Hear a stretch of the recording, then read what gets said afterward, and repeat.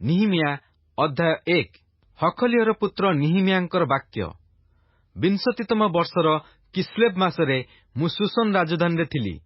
ତହିଁରେ ହନାନୀ ନାମରେ ମୋର ଭ୍ରାତୃଗଣ ମଧ୍ୟରୁ 1 ଜଣ ଓ ଜିହୁଦାରୁ କେତେକ ଲୋକ ଆସିଲେ। ତହୁଁ ମୁଁ ସେମାନଙ୍କୁ ବନ୍ଦିତ୍ୱରୁ ରକ୍ଷିତ ଅବଶିଷ୍ଟ ଜିହୁଦୀମାନଙ୍କ ବିଷୟରେ ଓ ଜିରୁସାଲମ ବିଷୟରେ ପଚାରିଲି। ସେତେବେଳେ ସେମାନେ ମୋତେ କହିଲେ, ବନ୍ଦିତ୍ୱରୁ ରକ୍ଷିତ ସେହି ପ୍ରଦେଶସ୍ଥ ଅବଶିଷ୍ଟ ଲୋକେ ମହା ଦୁଃଖ ଓ ଅପମାନରେ ଅଛନ୍ତି। ମଧ୍ୟ ଜିରୁସାଲମର ପ୍ରାଚୀର ଭଗ୍ନ ହୋଇ ରହିଅଛି ଓ ତହିଁର ଦ୍ୱାର ସବୁ ଅଗ୍ନିରେ ଦଗ୍ଧ ହୋଇଅଛି। ତହୁଁ ମୁଁ ଏହି କଥା ଶୁଣନ୍ତେ ବସି ରୋଦନ କଲି ଓ କେତେକ ଦିନ ପର୍ଯ୍ୟନ୍ତ ବିଳାପ କଲି। ପୁଣି ମୁଁ ସ୍ୱର୍ଗସ୍ଥ ପରମେଶ୍ୱରଙ୍କ ଛାମୁରେ ଉପବାସ ଓ ପ୍ରାର୍ଥନା କରି କହିଲି, ହେ ସଦାପ୍ରଭୁ ସ୍ୱର୍ଗସ୍ଥ ପରମେଶ୍ୱର, ମୁଁ ବିନୟ କରୁଅଛି, ତୁମ୍ଭେ ମହାନ ଓ ଭୟଙ୍କର ପରମେଶ୍ୱର ଅଟ। ଯେଉଁମାନେ ତୁମ୍ଭକୁ ପ୍ରେମ କରନ୍ତି ଓ ତୁମ୍ଭର ସବୁ ଆଜ୍ଞା ପାଳନ କରନ୍ତି, ସେମାନଙ୍କ ପକ୍ଷରେ ତୁମ୍ଭେ ନିୟମ ଓ ଦୟା ପାଳନ କରିଥାଅ।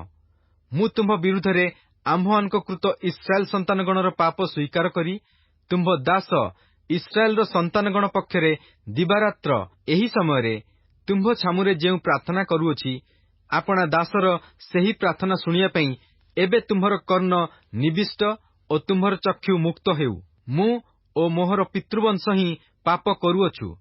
ଆମ୍ଭେମାନେ ତୁମ୍ଭ ବିରୁଦ୍ଧରେ ଅତିଶୟ ଦୁଷ୍କର୍ମ କରୁଅଛୁ ଓ ତୁମ୍ଭେ ଆପଣା ଦାସ ମୋଶାଙ୍କୁ ଯେଉଁ ଆଜ୍ଞା ଓ ବିଧି ଓ ଶାସନ ଆଦେଶ କରିଥିଲ, ତାହା ସବୁ ଆମ୍ଭେମାନେ ପାଳନ କରିନାହୁଁ। ତୁମ୍ଭେ ଆପଣା ଦାସ ମୋଶାଙ୍କୁ ଆଜ୍ଞା କରି କହିଥିଲ, ତୁମ୍ଭେମାନେ ସତ୍ୟ ଲଙ୍ଘନ କଲେ ଆମ୍ଭେ ତୁମ୍ଭମାନଙ୍କୁ ନାନା ଗୋଷ୍ଠୀ ମଧ୍ୟରେ ଛିନ୍ନ ଭିନ୍ନ କରିବା। ମାତ୍ର ଯେବେ ତୁମ୍ଭେମାନେ ଆମ୍ଭ ପ୍ରତି ଫେରିବ ଓ ଆମ୍ଭ ଆଜ୍ଞା ପାଳନ କରି ତଦନୁଯାୟୀ କର୍ମ କରିବ, ତେବେ ତୁମ୍ଭମାନଙ୍କର ତ୍ୟକ୍ତ ଲୋକମାନେ ଆକାଶର ପ୍ରାନ୍ତ ସୀମାରେ ଥିଲେ ହେଁ ଆମ୍ଭେ ସେଠାରୁ ସେମାନଙ୍କୁ ସଂଗ୍ରହ କରିବା ଓ ଆମ୍ଭେ ଆପଣା ନାମ ସ୍ଥାପନାର୍ଥେ ଯେଉଁ ସ୍ଥାନ ମନୋନୀତ କରିଅଛୁ, ସେହି ସ୍ଥାନକୁ ସେମାନଙ୍କୁ ଆଣିବା। ବିନୟ କରୁଅଛି, ଆପଣାର ଏହି କଥା ସ୍ମରଣ କର। ଏମାନେ ତୁମ୍ଭର ଦାସ ଓ ତୁମ୍ଭର ଲୋକ। ତୁମ୍ଭେ ଏମାନଙ୍କୁ ଆପଣାର ମହା ପରାକ୍ରମ ଓ ଆପଣାର ବଳବାନ ହସ୍ତ ଦ୍ୱାରା ମୁକ୍ତ କରିଅଛ। ହେ ପ୍ରଭୁ, ବିନୟ କରୁଅଛି, ଯେଉଁମାନେ ତୁମ୍ଭ ନାମକୁ ଭୟ କରିବାକୁ ଆନନ୍ଦ କରନ୍ତି, ଏପରି ତୁମ୍ଭ ଦାସର ପ୍ରାର୍ଥନା ଓ ତୁମ୍ଭ ଦାସମାନଙ୍କ ପ୍ରାର୍ଥନା ପ୍ରତି ଏବେ ତୁମ୍ଭର କର୍ଣ୍ଣ ନିବିଷ୍ଟ ହେଉ। ଆଉ ପ୍ରାର୍ଥନା କରୁଅଛି, ଆଜି ଆପଣା ଦାସର କାର୍ଯ୍ୟ ସିଦ୍ଧ କର। ପୁଣି ଏହି ବ୍ୟକ୍ତିର ଦୃଷ୍ଟିରେ ତାହାକୁ ଦୟାପ୍ରାପ୍ତ ହେବାକୁ ଦିଅ। ଏ ସମୟରେ ମୁଁ ରାଜାଙ୍କର ପାନପାତ୍ର ବାହକ ଥିଲି। ନିହିମିଆ ଅଧ୍ୟାୟ 2। ଅନନ୍ତର ଅର୍ତ୍ତକ୍ଷସ୍ତ ରାଜାଙ୍କ ଅଧିକାରର 20ତମ ବର୍ଷରେ ନିସନ ମାସରେ ଏପରି ଘଟିଲା ଯେ, ରାଜାଙ୍କ ସମ୍ମୁଖରେ ଦ୍ରାକ୍ଷାରସ ଥିବାବେଳେ ମୁଁ ସେହି ଦ୍ରାକ୍ଷାରସ ନେଇ ରାଜାଙ୍କୁ ଦେଲି। ଏଥିପୂର୍ବେ ମୁଁ ତାଙ୍କ ସାକ୍ଷାତରେ ଦୁଃଖିତ ହୋଇନଥିଲି।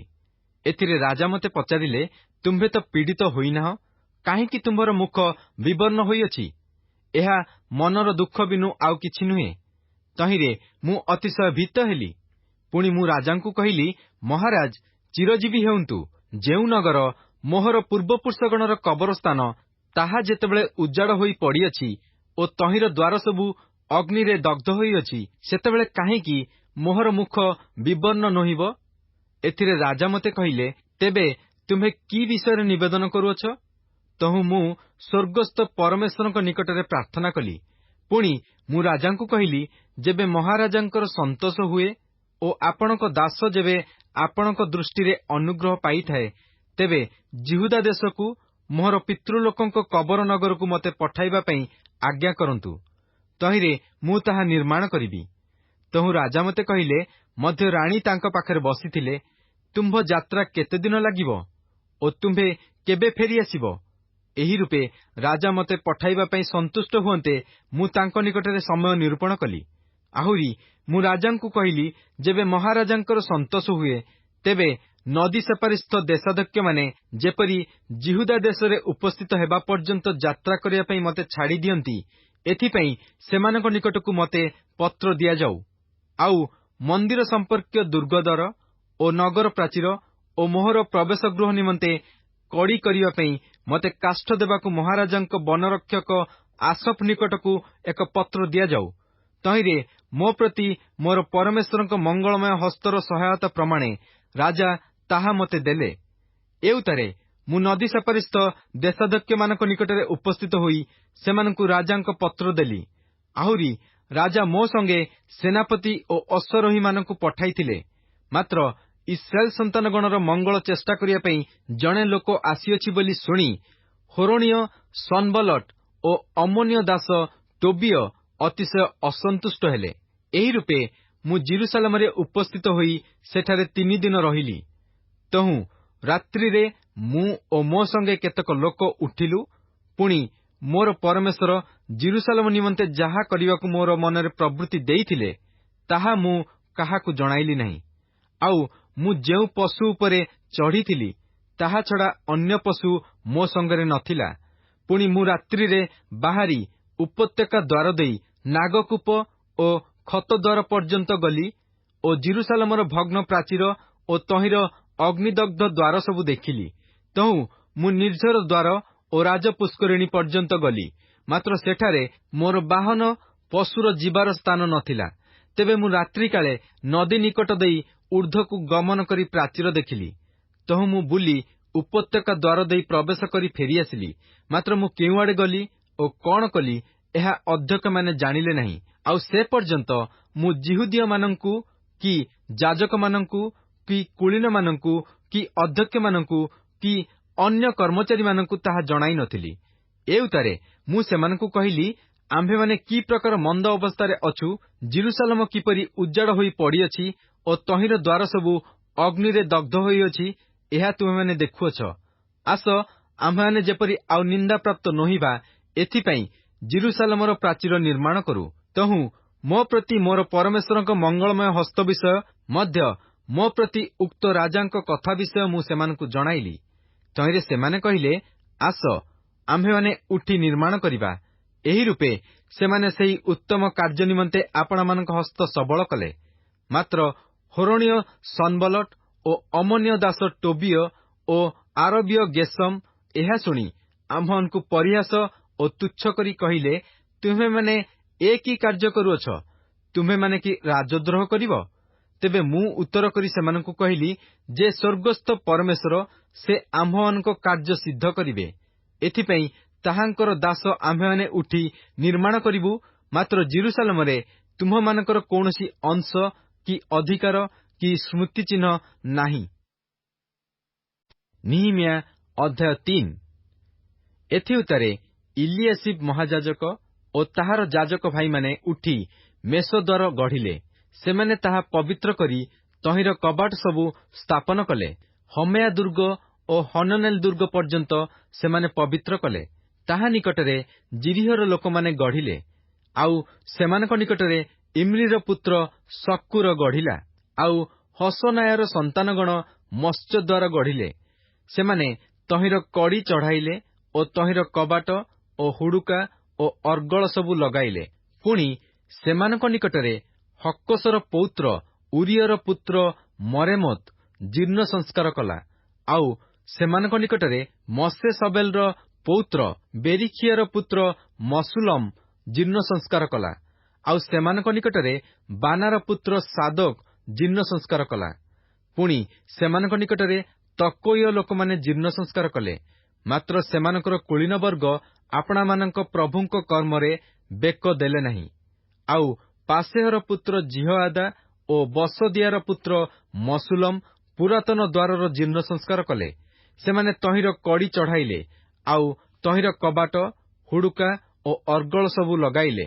ପୁଣି ସେମାନଙ୍କ ନିକଟରେ ଗିବିଅନୀୟ ମଲାଟିୟ ଓ ମରୋଣୋଥୀୟ ଜାଦୋନ, ଗିବିଅନ ଓ ମିସ୍ପାର ଲୋକମାନେ ଜୀର୍ଣ୍ଣ ସଂସ୍କାର କଲେ। ଏମାନେ ନଦୀ ସେପାରିସ୍ଥ ଦେଶାଧ୍ୟକ୍ଷର ସିଂହାସନର ଅଧୀନ।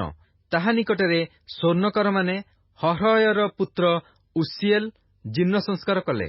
ଆଉ ତାହା ନିକଟରେ ଗନ୍ଧ ବଣିକମାନଙ୍କ ମଧ୍ୟରୁ ହନାନୀୟ ଜୀର୍ଣ୍ଣ ସଂସ୍କାର କଲା। ପୁଣି ସେମାନେ ପ୍ରଶସ୍ତ ପ୍ରାଚୀର ପର୍ଯ୍ୟନ୍ତ ଜିରୁସାଲେମ ଦୃଢ଼ କଲେ। ସେମାନଙ୍କ ନିକଟରେ ଜିରୁସାଲେମସ୍ଥ ପ୍ରଦେଶର ଅର୍ଦ୍ଧଭାଗର ଅଧ୍ୟକ୍ଷ ହୁରର ପୁତ୍ର ରଫାୟ ଜୀର୍ଣ୍ଣ ସଂସ୍କାର କଲା। ଆଉ ସେମାନଙ୍କ ନିକଟରେ ହରୁମଫର ପୁତ୍ର ଜିଦାୟ ଆପଣା ଗୃହ ସମ୍ମୁଖରେ ଜୀର୍ଣ୍ଣ ସଂସ୍କାର କଲା। ତାହା ନିକଟରେ ହସବନିୟର ପୁତ୍ର ହଟୁସ ଜୀର୍ଣ୍ଣ ସଂସ୍କାର କଲା। ହାରିମ୍ର ପୁତ୍ର ମଲ୍କିୟ ଓ ପହତ ମୋୟାବ୍ର ପୁତ୍ର ହସୁବ ଅନ୍ୟ ଏକ ଅଂଶ ଓ ତୁନ୍ଦୁରୁ ଦୁର୍ଗର ଜୀର୍ଣ୍ଣ ସଂସ୍କାର କଲେ। ତାହା ନିକଟରେ ଜିରୁସାଲମ ପ୍ରଦେଶର ଅର୍ଦ୍ଧଭାଗର ଅଧ୍ୟକ୍ଷ ହଲୋହେସରର ପୁତ୍ର ସଲୁମ ଓ ତାହାର କନ୍ୟାମାନେ ଜୀର୍ଣ୍ଣ ସଂସ୍କାର କଲେ। ହାନୁନ ଓ ସାନହ ନିବାସୀମାନେ ଉପତ୍ୟକା ଦ୍ୱାରର ଜୀର୍ଣ୍ଣ ସଂସ୍କାର କଲେ।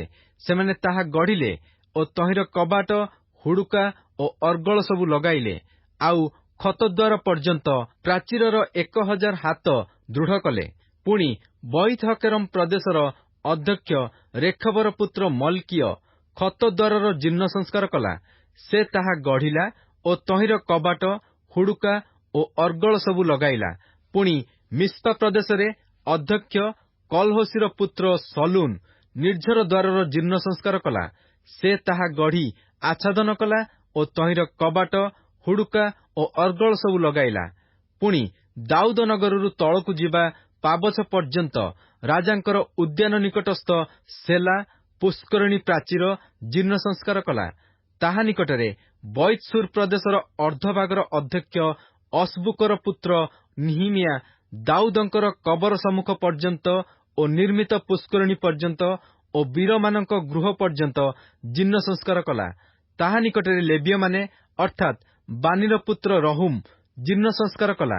ତାହା ନିକଟରେ କିଲା ପ୍ରଦେଶର ଅର୍ଦ୍ଧଭାଗର ଅଧ୍ୟକ୍ଷ ହସବିୟ ଆପଣା ପ୍ରଦେଶ ପକ୍ଷରେ ଜୀର୍ଣ୍ଣ ସଂସ୍କାର କଲା।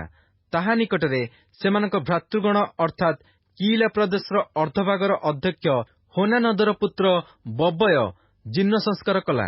ତାହା ନିକଟରେ ମିସ୍ପାର ଅଧ୍ୟକ୍ଷ ଜେସୁଏର ପୁତ୍ର ଏସର ପ୍ରାଚୀରର ବାଙ୍କ ନିକଟସ୍ଥ ଅସ୍ତ୍ରାଗାରର ଉଠାଣି ପଥ ସମ୍ମୁଖରେ ଅନ୍ୟ ଏକ ଅଂଶର ଜୀର୍ଣ୍ଣ ସଂସ୍କାର କଲା। ତାହା ନିକଟରେ ସବୟର ପୁତ୍ର ବାରୁକ ଯତ୍ନ କରି ପ୍ରାଚୀରର ବାଙ୍କଠାରୁ ଇଲିଆସିବ ମହାଯାଜକର ଗୃହଦ୍ୱାର ପର୍ଯ୍ୟନ୍ତ ଅନ୍ୟ ଏକ ଅଂଶର ଜୀର୍ଣ୍ଣ ସଂସ୍କାର କଲା। ତାହା ଉତ୍ତାରେ ହକୋସର ପୌତ୍ର ଉରିୟର ପୁତ୍ର ମରେମୋତ ଇଲିଆସିବ୍ର ଗୃହଦ୍ୱାରଠାରୁ ଇଲିଆସିବ୍ର ଗୃହ ପ୍ରାନ୍ତ ପର୍ଯ୍ୟନ୍ତ ଅନ୍ୟ ଏକ ଅଂଶର ଜୀର୍ଣ୍ଣ ସଂସ୍କାର କଲା। ପୁଣି ତାହା ଉତ୍ତାରେ ପ୍ରାନ୍ତରବାସୀ ଯାଜକମାନେ ଜୀର୍ଣ୍ଣ ସଂସ୍କାର କଲେ। ସେମାନଙ୍କ ଉତ୍ତାରେ ବିନ୍ୟାମିନ ଓ ହସୁବ ଆପଣାମାନଙ୍କ ଗୃହ ସମ୍ମୁଖରେ ଜୀର୍ଣ୍ଣ ସଂସ୍କାର କଲେ। ସେମାନଙ୍କ ଉତ୍ତାରେ ଅନନୀୟର ପୌତ୍ର ମାସେୟର ପୁତ୍ର ଅସରିୟ ଆପଣା ଗୃହ ନିକଟରେ ଜୀର୍ଣ୍ଣ ସଂସ୍କାର କଲା।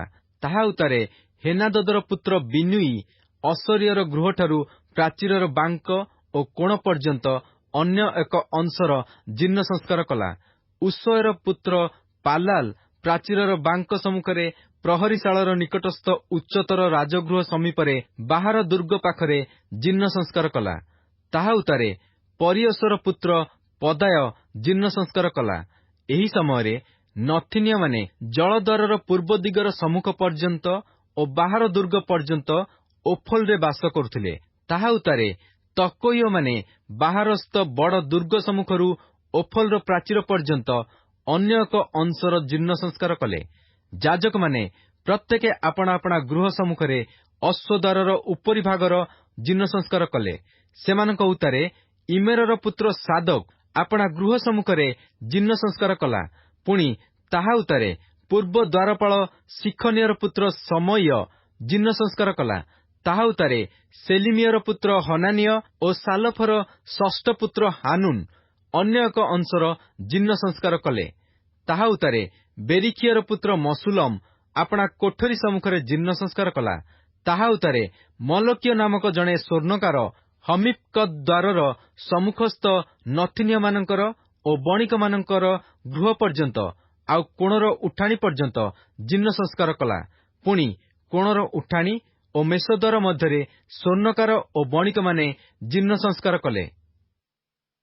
ନିହିମିଆ ଅଧ୍ୟାୟ 4।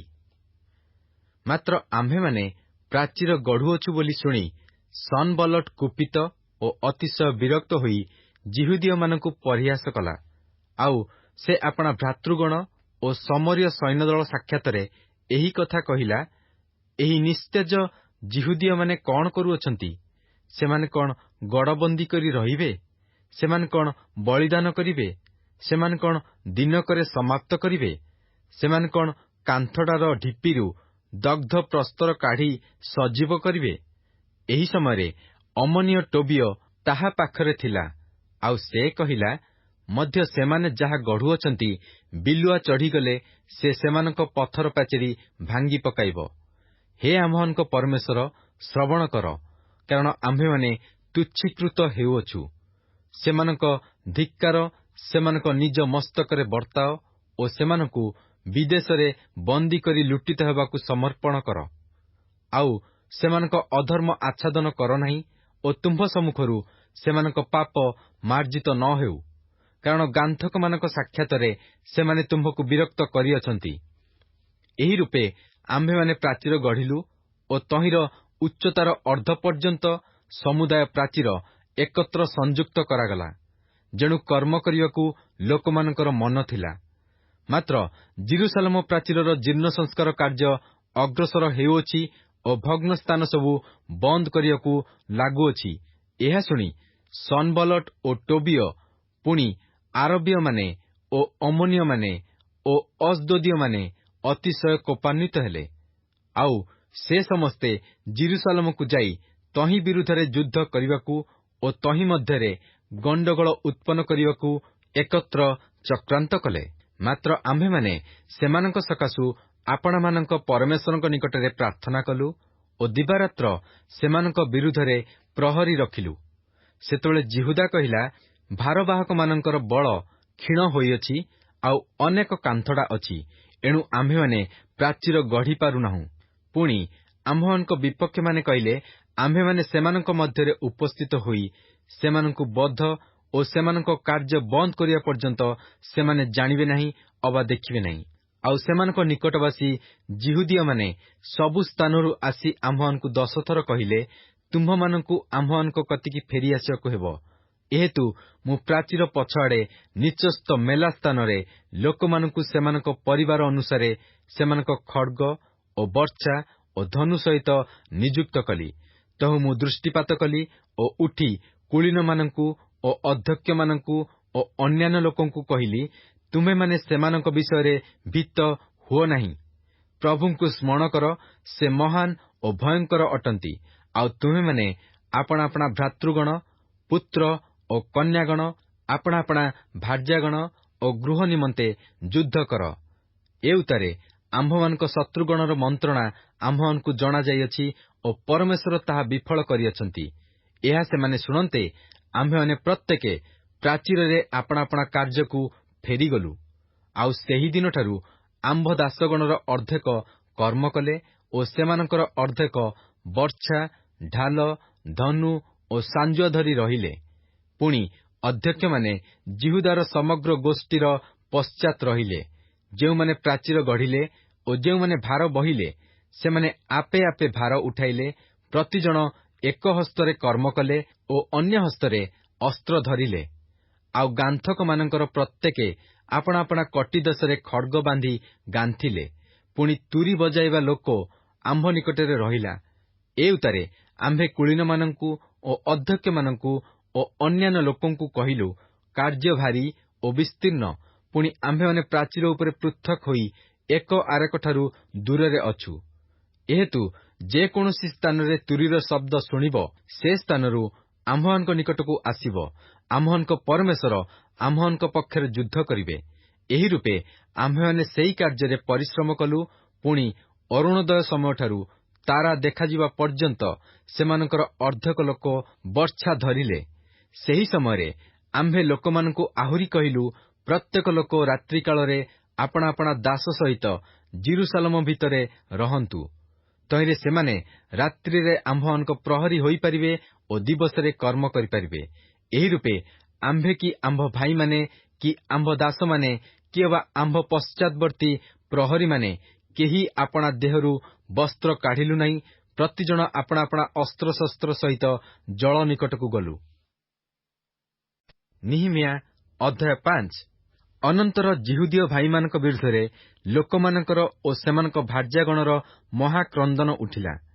କାରଣ କେହି କେହି କହିଲେ, ଆମ୍ଭେମାନେ ଆମ୍ଭମାନଙ୍କ ପୁତ୍ର ଓ କନ୍ୟାଗଣ ଅନେକ ଲୋକ ଅଟୁ। ଆମ୍ଭମାନଙ୍କୁ ଶସ୍ୟ ମିଳୁ, ଆମ୍ଭେମାନେ ଖାଇ ବଞ୍ଚିବା।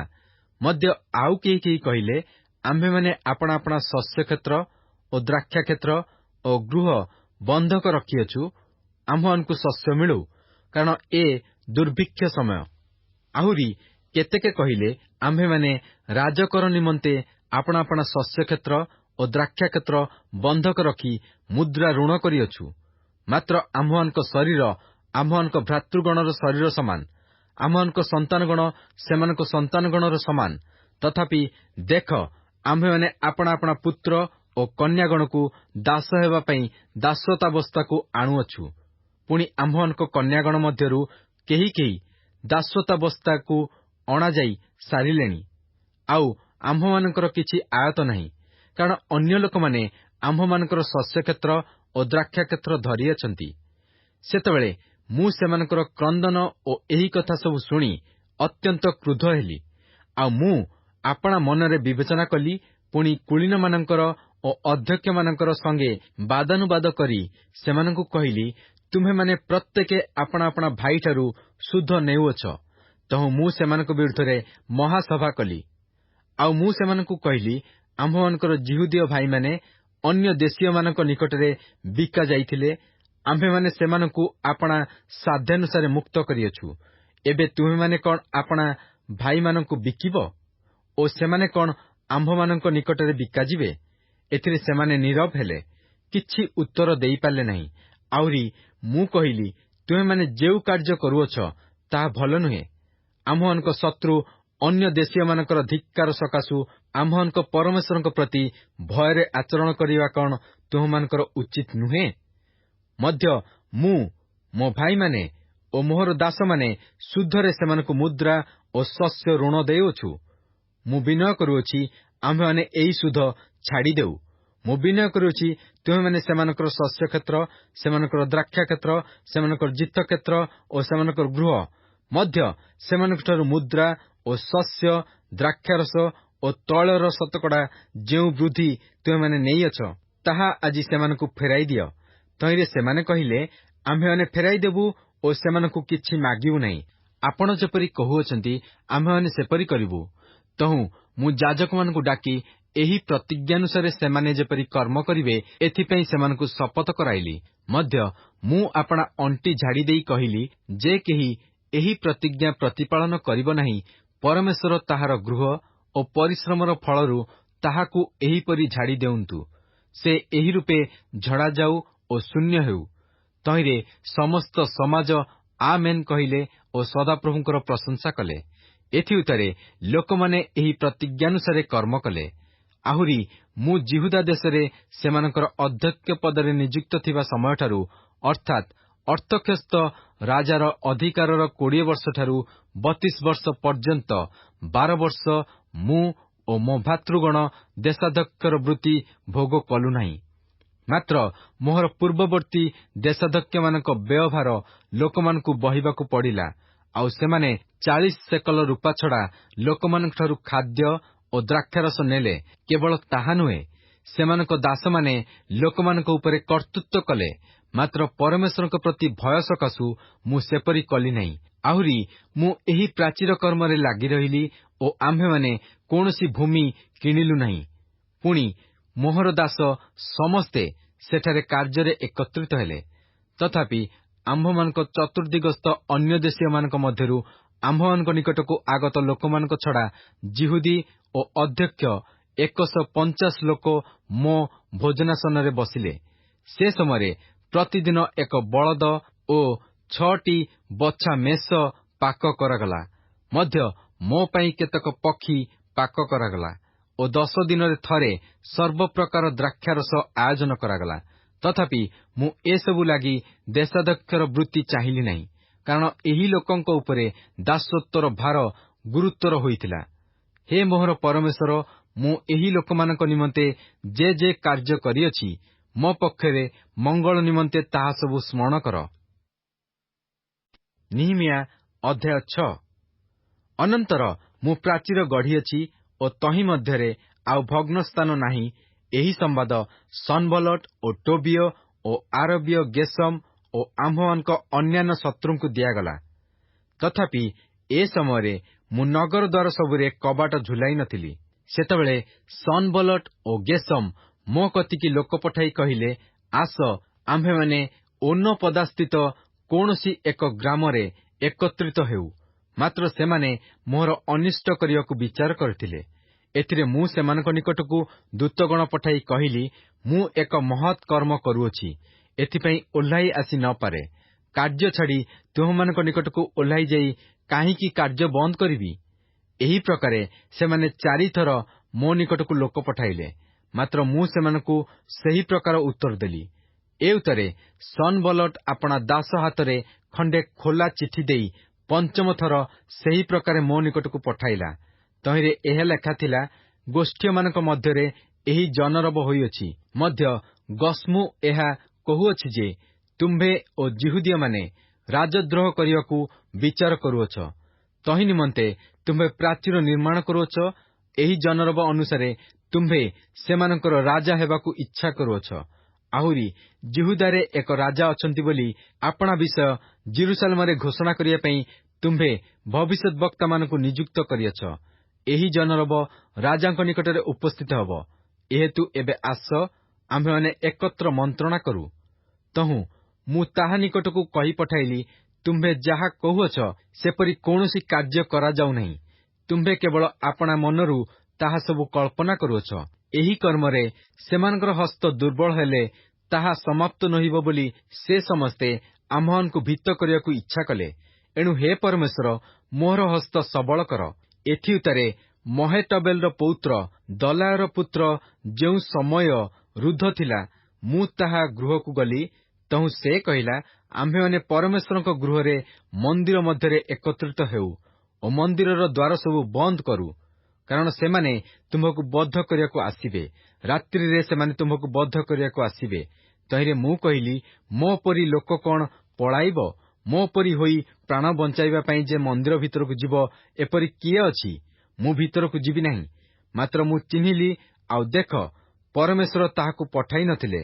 ତଥାପି ସେ ମୋ ପ୍ରତିକୂଳରେ ଏହି ଭବିଷ୍ୟତ ବାକ୍ୟ ପ୍ରଚାର କଲା, ଆଉ ଟୋବିୟ ଓ ସନବଲଟ ତାହାକୁ ବେତନ ଦେଇଥିଲେ। ମୁଁ ଯେପରି ଭୀତ ହେବି ଓ ସେହି କର୍ମ କରି ପାପ କରିବି, ପୁଣି ସେମାନେ ଯେପରି ମୋତେ ଧିକ୍କାର କରିବା ପାଇଁ ମୋହର ଦୁର୍ନାମର କାରଣ ପାଇବେ, ଏହି ଅଭିପ୍ରାୟରେ ତାହାକୁ ବେତନ ଦିଆଯାଇଥିଲା। ହେ ମୋହର ପରମେଶ୍ୱର, ଟୋବିୟ ଓ ସନବଲଟର ଏହି ସବୁ କର୍ମାନୁସାରେ ସେମାନଙ୍କୁ ଆଉ ମତେ ଭୟଗ୍ରସ୍ତ କରିବାକୁ ଇଚ୍ଛା କଲେ ଯେ ନୋଅଦିଆ ଭବିଷ୍ୟତ ବକ୍ତ୍ରୀ ଓ ଅନ୍ୟାନ୍ୟ ଭବିଷ୍ୟତ ବକ୍ତା ସେମାନଙ୍କୁ ସ୍ମରଣ କର। ତହୁଁ 52 ଦିନ ମଧ୍ୟରେ ଇଲୁଲ ମାସର 25 ଦିନରେ ପ୍ରାଚୀର ସମାପ୍ତ ହେଲା। ପୁଣି ଆମ୍ଭମାନଙ୍କ ଶତ୍ରୁ ସମସ୍ତେ ଏହା ଶୁଣନ୍ତେ ଏପରି ହେଲା ଯେ ଆମ୍ଭମାନଙ୍କ ଚତୁର୍ଦିଗସ୍ଥ ଅନ୍ୟ ଦେଶୀୟ ସମସ୍ତେ ଭୀତ ହେଲେ ଓ ଆପଣମାନଙ୍କ ଦୃଷ୍ଟିରେ ନିତାନ୍ତ ଲଘୁ ହେଲେ। କାରଣ ଏହି କର୍ମ ଯେ ଆମ୍ଭମାନଙ୍କ ପରମେଶ୍ୱରଙ୍କ ଆଡୁ ହେଲା, ଏହା ସେମାନେ ବୁଝିଲେ। ଆହୁରି ସେ ସମୟରେ ଜିହୁଦାର କୁଳୀନମାନେ ଟୋବିୟ ନିକଟକୁ ଅନେକ ପତ୍ର ପଠାଇଲେ ଓ ଟୋବିୟର ନାନା ପତ୍ର ସେମାନଙ୍କ ନିକଟକୁ ଆସିଲା। କାରଣ ସେ ଆରାର ପୁତ୍ର ସଖନିୟର ଜୁଆଇଁ ହେବାରୁ ଓ ତାହାର ପୁତ୍ର ଜିହୋହାନନ ବେରିଖିୟର ପୁତ୍ର ମସୁଲମର କନ୍ୟାକୁ ବିବାହ କରିଥିବାରୁ ଜିହୁଦା ମଧ୍ୟରେ ଅନେକେ ତାହା ପକ୍ଷରେ ଶପଥ କରିଥିଲେ। ଆହୁରି ସେମାନେ ତାହାର ଉତ୍ତମ କର୍ମର କଥା ମୋତେ କହିଲେ ଓ ମୋ କଥା ସବୁ ତାହାକୁ ଗୋଚର କରାଇଲେ। ଆଉ ମୋତେ ଭୟଗ୍ରସ୍ତ କରିବା ପାଇଁ ଟୋବିୟ ନାନା ପତ୍ର ପଠାଇଲା। ନିହିମିୟା ଅଧ୍ୟାୟ 7। ପ୍ରାଚୀର ନିର୍ମିତ ହୁଅନ୍ତେ ମୁଁ କବାଟ ସବୁ ଝୁଲାଇଲି। ପୁଣି ଦ୍ୱାରପାଳ ଓ ଗାୟକ ଓ ଲେବୀୟମାନେ ନିଯୁକ୍ତ ହେଲେ। ତହୁଁ ମୁଁ ଆପଣା ଭ୍ରାତା ହନାନିକି ଓ ଦୁର୍ଗର ଶାସନକର୍ତ୍ତା ହନାନିୟକୁ ଜେରୁସାଲେମ ଉପରେ ନିଯୁକ୍ତ କଲି। କାରଣ ହନାନିୟ ବିଶ୍ୱସ୍ତ ଲୋକ ଥିଲା ଓ ସେ ଅନେକଙ୍କ ଅପେକ୍ଷା ପରମେଶ୍ୱରଙ୍କୁ ଭୟ କଲା। ଆଉ ମୁଁ ସେମାନଙ୍କୁ କହିଲି, ସୂର୍ଯ୍ୟ ପ୍ରଚଣ୍ଡ ନୋହିବା ପର୍ଯ୍ୟନ୍ତ ଜେରୁସାଲେମର ଦ୍ୱାର ସବୁ ଫିଟା ନ ଯାଉ। ଲୋକମାନେ ପ୍ରହରୀ କର୍ମରେ ଠିଆ ହେବା ବେଳେ ଦ୍ୱାର ସବୁ ବନ୍ଦ କରନ୍ତୁ। ଆଉ ତୁମ୍ଭେମାନେ ତହିଁରେ ଅର୍ଗଳ ଦିଅ। ପୁଣି ତୁମ୍ଭେମାନେ ଜେରୁସାଲେମ ନିବାସୀମାନଙ୍କୁ ପ୍ରହରୀ କରି ନିଯୁକ୍ତ କର। ସେମାନେ ପ୍ରତ୍ୟେକେ ଆପଣା ଆପଣା ପହରାରେ ଓ ପ୍ରତ୍ୟେକେ ଆପଣା ଆପଣା ଗୃହ ସମ୍ମୁଖରେ ରହନ୍ତୁ। ନଗର ପ୍ରଶସ୍ତ ଓ ବୃହତ୍ ଥିଲା, ମାତ୍ର ତହିଁ ମଧ୍ୟରେ ଅଳ୍ପ ଲୋକ ଥିଲେ ଓ ଗୃହ ସବୁ ନିର୍ମିତ ହୋଇନଥିଲା। ଏଉତ୍ତାରେ ବଂଶାବଳୀ କ୍ରମେ ଗଣିତ ହେବା ପାଇଁ କୁଳୀନମାନଙ୍କୁ ଓ ଅଧ୍ୟକ୍ଷମାନଙ୍କୁ ଓ ଲୋକମାନଙ୍କୁ ଏକତ୍ର କରିବାକୁ ମୋହର ପରମେଶ୍ୱର ମୋ ମନରେ ପ୍ରବୃତ୍ତି ଦେଲେ। ଆଉ ଯେଉଁମାନେ ପ୍ରଥମେ ଆସିଥିଲେ, ମୁଁ ସେମାନଙ୍କର ବଂଶାବଳୀ ପୁସ୍ତକ ପାଇଲି।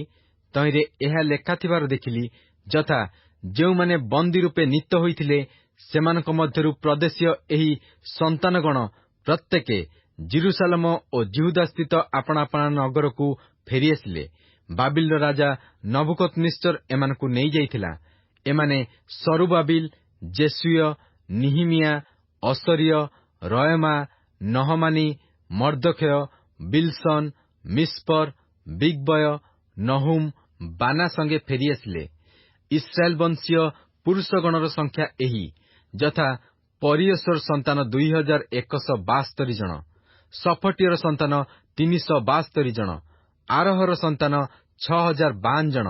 ଜେସୁୟ ଓ ଜୋୟାବର ସନ୍ତାନଗଣ ମଧ୍ୟରୁ ପହତ ମୋୟାବର ସନ୍ତାନ 2818 ଜଣ, ଏଲମର ସନ୍ତାନ 1254 ଜଣ, ସତୁର ସନ୍ତାନ 845 ଜଣ, ସକୟର ସନ୍ତାନ 760 ଜଣ, ବିନୁୟର ସନ୍ତାନ 648 ଜଣ, ବେବୟର ସନ୍ତାନ 628 ଜଣ, ଅସଗଦର ସନ୍ତାନ 2322 ଜଣ, ଅଦନିକାମର ସନ୍ତାନ 667 ଜଣ, ବିଗବୟର ସନ୍ତାନ 2067 ଜଣ, ଆଦିନର ସନ୍ତାନ 655 ଜଣ, ହିଜକିୟର ବଂଶଜାତ ଆଟରର ସନ୍ତାନ 98 ଜଣ, ହସୁମର ସନ୍ତାନ 328 ଜଣ, ବେତ୍ସୟର ସନ୍ତାନ 324 ଜଣ, ହାରିଫର ସନ୍ତାନ 112 ଜଣ, ଗିବିଅନର ସନ୍ତାନ 95 ଜଣ, ବୈଥଲହମ ଓ ନଟପାର ଲୋକ 188 ଜଣ,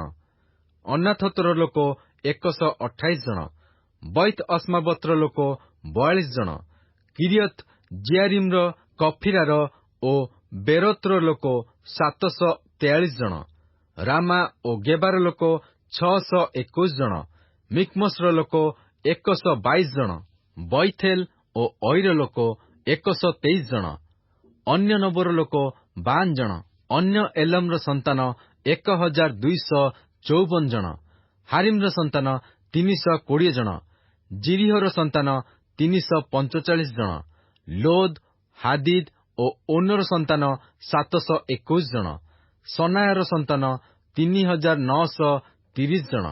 ଯାଜକମାନଙ୍କର ସଂଖ୍ୟା ଜେସୁୟ ବଂଶୀୟ ଜିଦଇର ସନ୍ତାନ 973 ଜଣ, ଇମେରର ସନ୍ତାନ 1052 ଜଣ, ପଶୁରର ସନ୍ତାନ 1247 ଜଣ, ହାରିମର ସନ୍ତାନ 1017 ଜଣ।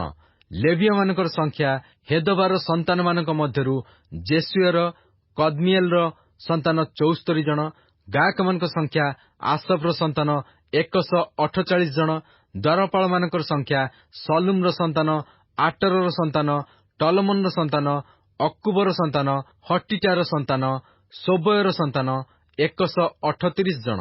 ନଥିନିୟମାନଙ୍କ ସଂଖ୍ୟା ସିହର ସନ୍ତାନଗଣ, ହସୁପାର ସନ୍ତାନଗଣ, ଟବାୟତର ସନ୍ତାନଗଣ, କେରାସର ସନ୍ତାନଗଣ, ସିଓର ସନ୍ତାନଗଣ, ପାଦନର ସନ୍ତାନଗଣ, ଲବାନାର ସନ୍ତାନଗଣ, ହଗାବର ସନ୍ତାନଗଣ, ସଲମୟର ସନ୍ତାନଗଣ, ହାନନର ସନ୍ତାନଗଣ, ଗିଦେଲର ସନ୍ତାନଗଣ, ଗହରର ସନ୍ତାନଗଣ, ଗୟାର ସନ୍ତାନଗଣ, ରତ୍ସିନର ସନ୍ତାନଗଣ, ନକଦର ସନ୍ତାନଗଣ, ଗସମର ସନ୍ତାନଗଣ, ଉସର ସନ୍ତାନଗଣ, ପାସେହର ସନ୍ତାନଗଣ, ବେସୟର ସନ୍ତାନଗଣ, ମିଉନିମର ସନ୍ତାନଗଣ, ନଫୁସିମର ସନ୍ତାନଗଣ, ବକବୁକର ସନ୍ତାନଗଣ, ହକୁଫାର ସନ୍ତାନଗଣ, ହରୁରର ସନ୍ତାନଗଣ, ବସଲୁତର ସନ୍ତାନଗଣ, ମହିଦାର ସନ୍ତାନଗଣ, ହର୍ଷାର ସନ୍ତାନଗଣ, ବରକୋସର ସନ୍ତାନଗଣ, ସିସରାର ସନ୍ତାନଗଣ, ତେମହର ସନ୍ତାନଗଣ, ନତ୍ସିହର ସନ୍ତାନଗଣ, ହଟିଫାର ସନ୍ତାନଗଣ। ସଲୋମନର ଦାସମାନଙ୍କ ସନ୍ତାନଗଣର ସଂଖ୍ୟା ସୋଟର ସନ୍ତାନଗଣ, ସଫତରର ସନ୍ତାନଗଣ, ପରିଦାରର ସନ୍ତାନଗଣ, ଜାଳର ସନ୍ତାନଗଣ, ଦର୍କଣର ସନ୍ତାନଗଣ, ଗିଦେଲର ସନ୍ତାନଗଣ, ହପଟିୟର ସନ୍ତାନଗଣ, ହଟିଲାର ସନ୍ତାନଗଣ, ପୋଖେରତ ହତ୍ସବାଇମର ସନ୍ତାନଗଣ, ଆମନର ସନ୍ତାନଗଣ। ସମୁଦାୟ ନଥିନିୟ ଓ ସଲୋମନର ଦାସମାନଙ୍କ ସନ୍ତାନଗଣର ସଂଖ୍ୟା 392 ଜଣ। ପୁଣି ତେଲମେଲହ, ତେଲହର୍ଷା, କରବ, ଅଦନ ଓ ଇମେର ଏହି ସକଳ ସ୍ଥାନରୁ ଲୋକ ଆସିଲେ। ମାତ୍ର ସେମାନେ ଇସ୍ରାଏଲୀୟ ଲୋକ ବୋଲି ଆପଣା ଆପଣା ପିତୃବଂଶ ଓ ଗୋଷ୍ଠୀର ପ୍ରମାଣ ଦର୍ଶାଇ ପାରିଲେ ନାହିଁ। ସେହି ଲୋକମାନେ ଏହି, ଯଥା ଦଲାୟର ସନ୍ତାନ, ଟୋବିୟର ସନ୍ତାନ, ନକଦ୍ର ସନ୍ତାନ 642 ଜଣ। ଯାଜକମାନଙ୍କ ମଧ୍ୟରୁ ହବାୟର ସନ୍ତାନଗଣ, ହକସର ସନ୍ତାନଗଣ, ବର୍ଷିଲୟର ସନ୍ତାନଗଣ। ଏହି ବର୍ଷିଲୟ ଗିଲିୟଦୀୟ ବର୍ଷିଲୟର ଏକ କନ୍ୟାକୁ ବିବାହ କରିବାରୁ ତାହାର ନାମାଂଶରେ ଖ୍ୟାତ ହୋଇଥିଲା। ଏମାନେ ବଂଶାବଳୀ କ୍ରମେ ଗଣିତ ଲୋକମାନଙ୍କ ମଧ୍ୟରେ ଆପଣାମାନଙ୍କ ବଂଶାବଳୀ ପତ୍ର ଅନ୍ୱେଷଣ କଲେ, ମାତ୍ର ପାଇଲେ ନାହିଁ। ଏହେତୁ ସେମାନେ ଅଶୁଚି ଗଣିତ ହୋଇ ଯାଜକ ପଦଚ୍ୟୁତ ହେଲେ। ପୁଣି ଶାସନକର୍ତ୍ତା ସେମାନଙ୍କୁ କହିଲା ଯେ ଉରିମ୍ ଓ ତୁମିମ୍‌ଧାରୀ ଯାଜକ ଉତ୍ପନ୍ନ ନ ହେବା ପର୍ଯ୍ୟନ୍ତ ତୁମେମାନେ ପବିତ୍ର ବସ୍ତୁ ଭୋଜନ କରିବ ନାହିଁ। ଆଉ ଏକତ୍ରୀକୃତ ସମସ୍ତ ସମାଜ 42,360 ଜଣ। ଏହାଛଡ଼ା ସେମାନଙ୍କର ଦାସଦାସୀ 7,337 ଜଣ ଥିଲେ। ଆହୁରି ସେମାନଙ୍କର 245 ଜଣ ଗାୟକ ଗାୟିକା ଥିଲେ। ସେମାନଙ୍କର 736 ଅଶ୍ୱ, 245 ଖଚର, 435 ଉଷ୍ଟ୍ର, 6,720 ଗର୍ଦ୍ଦଭ ଥିଲେ। ପିତୃବଂଶୀୟ ପ୍ରଧାନମାନଙ୍କ ମଧ୍ୟରୁ କେହି କେହି ସେହି କର୍ମ ନିମନ୍ତେ ଦାନ କଲେ। ଶାସନକର୍ତ୍ତା ଭଣ୍ଡାରରେ ଡାରିକ୍ ନାମକ 1,000 ସ୍ୱର୍ଣ୍ଣମୁଦ୍ରା, 50 କୁଣ୍ଡ, 530 ଯାଜକୀୟ ବସ୍ତ୍ର ଦେଲା। ଆଉ ପିତୃବଂଶୀୟ କେତେକ ପ୍ରଧାନ ଲୋକ କର୍ମର ଭଣ୍ଡାରରେ ଡାରିକ୍ ନାମକ 20,000 ସ୍ୱର୍ଣ୍ଣମୁଦ୍ରା ଓ 2,200 ପାଉଣ୍ଡ ରୂପା ଦେଲେ।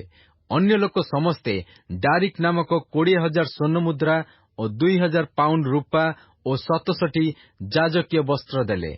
ଏଉତରେ ଯାଜକମାନେ ଓ ଲେବୀୟମାନେ ଓ ଦ୍ୱାରପାଳମାନେ ଓ ଗାୟକମାନେ ଆଉ ଲୋକମାନଙ୍କ ମଧ୍ୟରୁ କେତେକ ଓ ନଥିନୀୟମାନେ ଓ ସମଗ୍ର ଇସ୍ରାଏଲ୍ ଆପଣା ଆପଣା ନଗରରେ ବାସ କଲେ। ଏଉତରେ ସପ୍ତମ ମାସ ଉପସ୍ଥିତ ହେଲା, ଆଉ ଇସ୍ରାଏଲ୍ ସନ୍ତାନଗଣ ଆପଣା ନଗରରେ ଥିଲେ। ନିହିମିୟା ଅଧ୍ୟାୟ 8। ପୁଣି ସମସ୍ତ ଲୋକ ଏକ ବ୍ୟକ୍ତିତୁଲ୍ୟ ଜଳଦ୍ୱାର ସମ୍ମୁଖସ୍ଥ ଛକରେ ଏକତ୍ରିତ ହେଲେ। ଆଉ ସଦାପ୍ରଭୁ ଇସ୍ରାଏଲକୁ ମୋଶାଙ୍କର ଯେଉଁ ବ୍ୟବସ୍ଥା ପୁସ୍ତକ ଆଜ୍ଞା କରିଥିଲେ, ତାହା ଆଣିବା ପାଇଁ ସେମାନେ ଏଜ୍ରା ଅଧ୍ୟାପକଙ୍କୁ କହିଲେ। ତହିଁରେ ସପ୍ତମ ମାସର ପ୍ରଥମ ଦିନରେ ଏଜ୍ରା ଯାଜକ, ପୁରୁଷ ଓ ସ୍ତ୍ରୀ ଆଦି ଯେତେ ଲୋକ ଶୁଣି ବୁଝିପାରନ୍ତି, ସେ ସମସ୍ତ ସମାଜ ସାକ୍ଷାତକୁ ସେହି ବ୍ୟବସ୍ଥା ପୁସ୍ତକ ଆଣିଲା। ତହୁଁ ସେ ଜଳଦ୍ୱାର ସମ୍ମୁଖସ୍ଥ ଛକରେ ପୁରୁଷ ଓ ସ୍ତ୍ରୀ ଆଦି ଯେତେ ଲୋକ ବୁଝିପାରନ୍ତି, ସେ ସମସ୍ତଙ୍କ ସାକ୍ଷାତରେ ପ୍ରଭାତରୁ ମଧ୍ୟାହ୍ନ ପର୍ଯ୍ୟନ୍ତ ସେହି ପୁସ୍ତକରୁ ପାଠ କଲା। ଆଉ ସମସ୍ତ ଲୋକଙ୍କର କର୍ଣ୍ଣ ସେହି ବ୍ୟବସ୍ଥା ପୁସ୍ତକ ପ୍ରତି ନିବିଷ୍ଟ ରହିଲା। ଆଉ ଏଜ୍ରା ଅଧ୍ୟାପକ ସେହି କାର୍ଯ୍ୟ ନିମନ୍ତେ ନିର୍ମିତ କାଷ୍ଠମୟ ମଞ୍ଚା ଉପରେ ଠିଆ ହେଲା।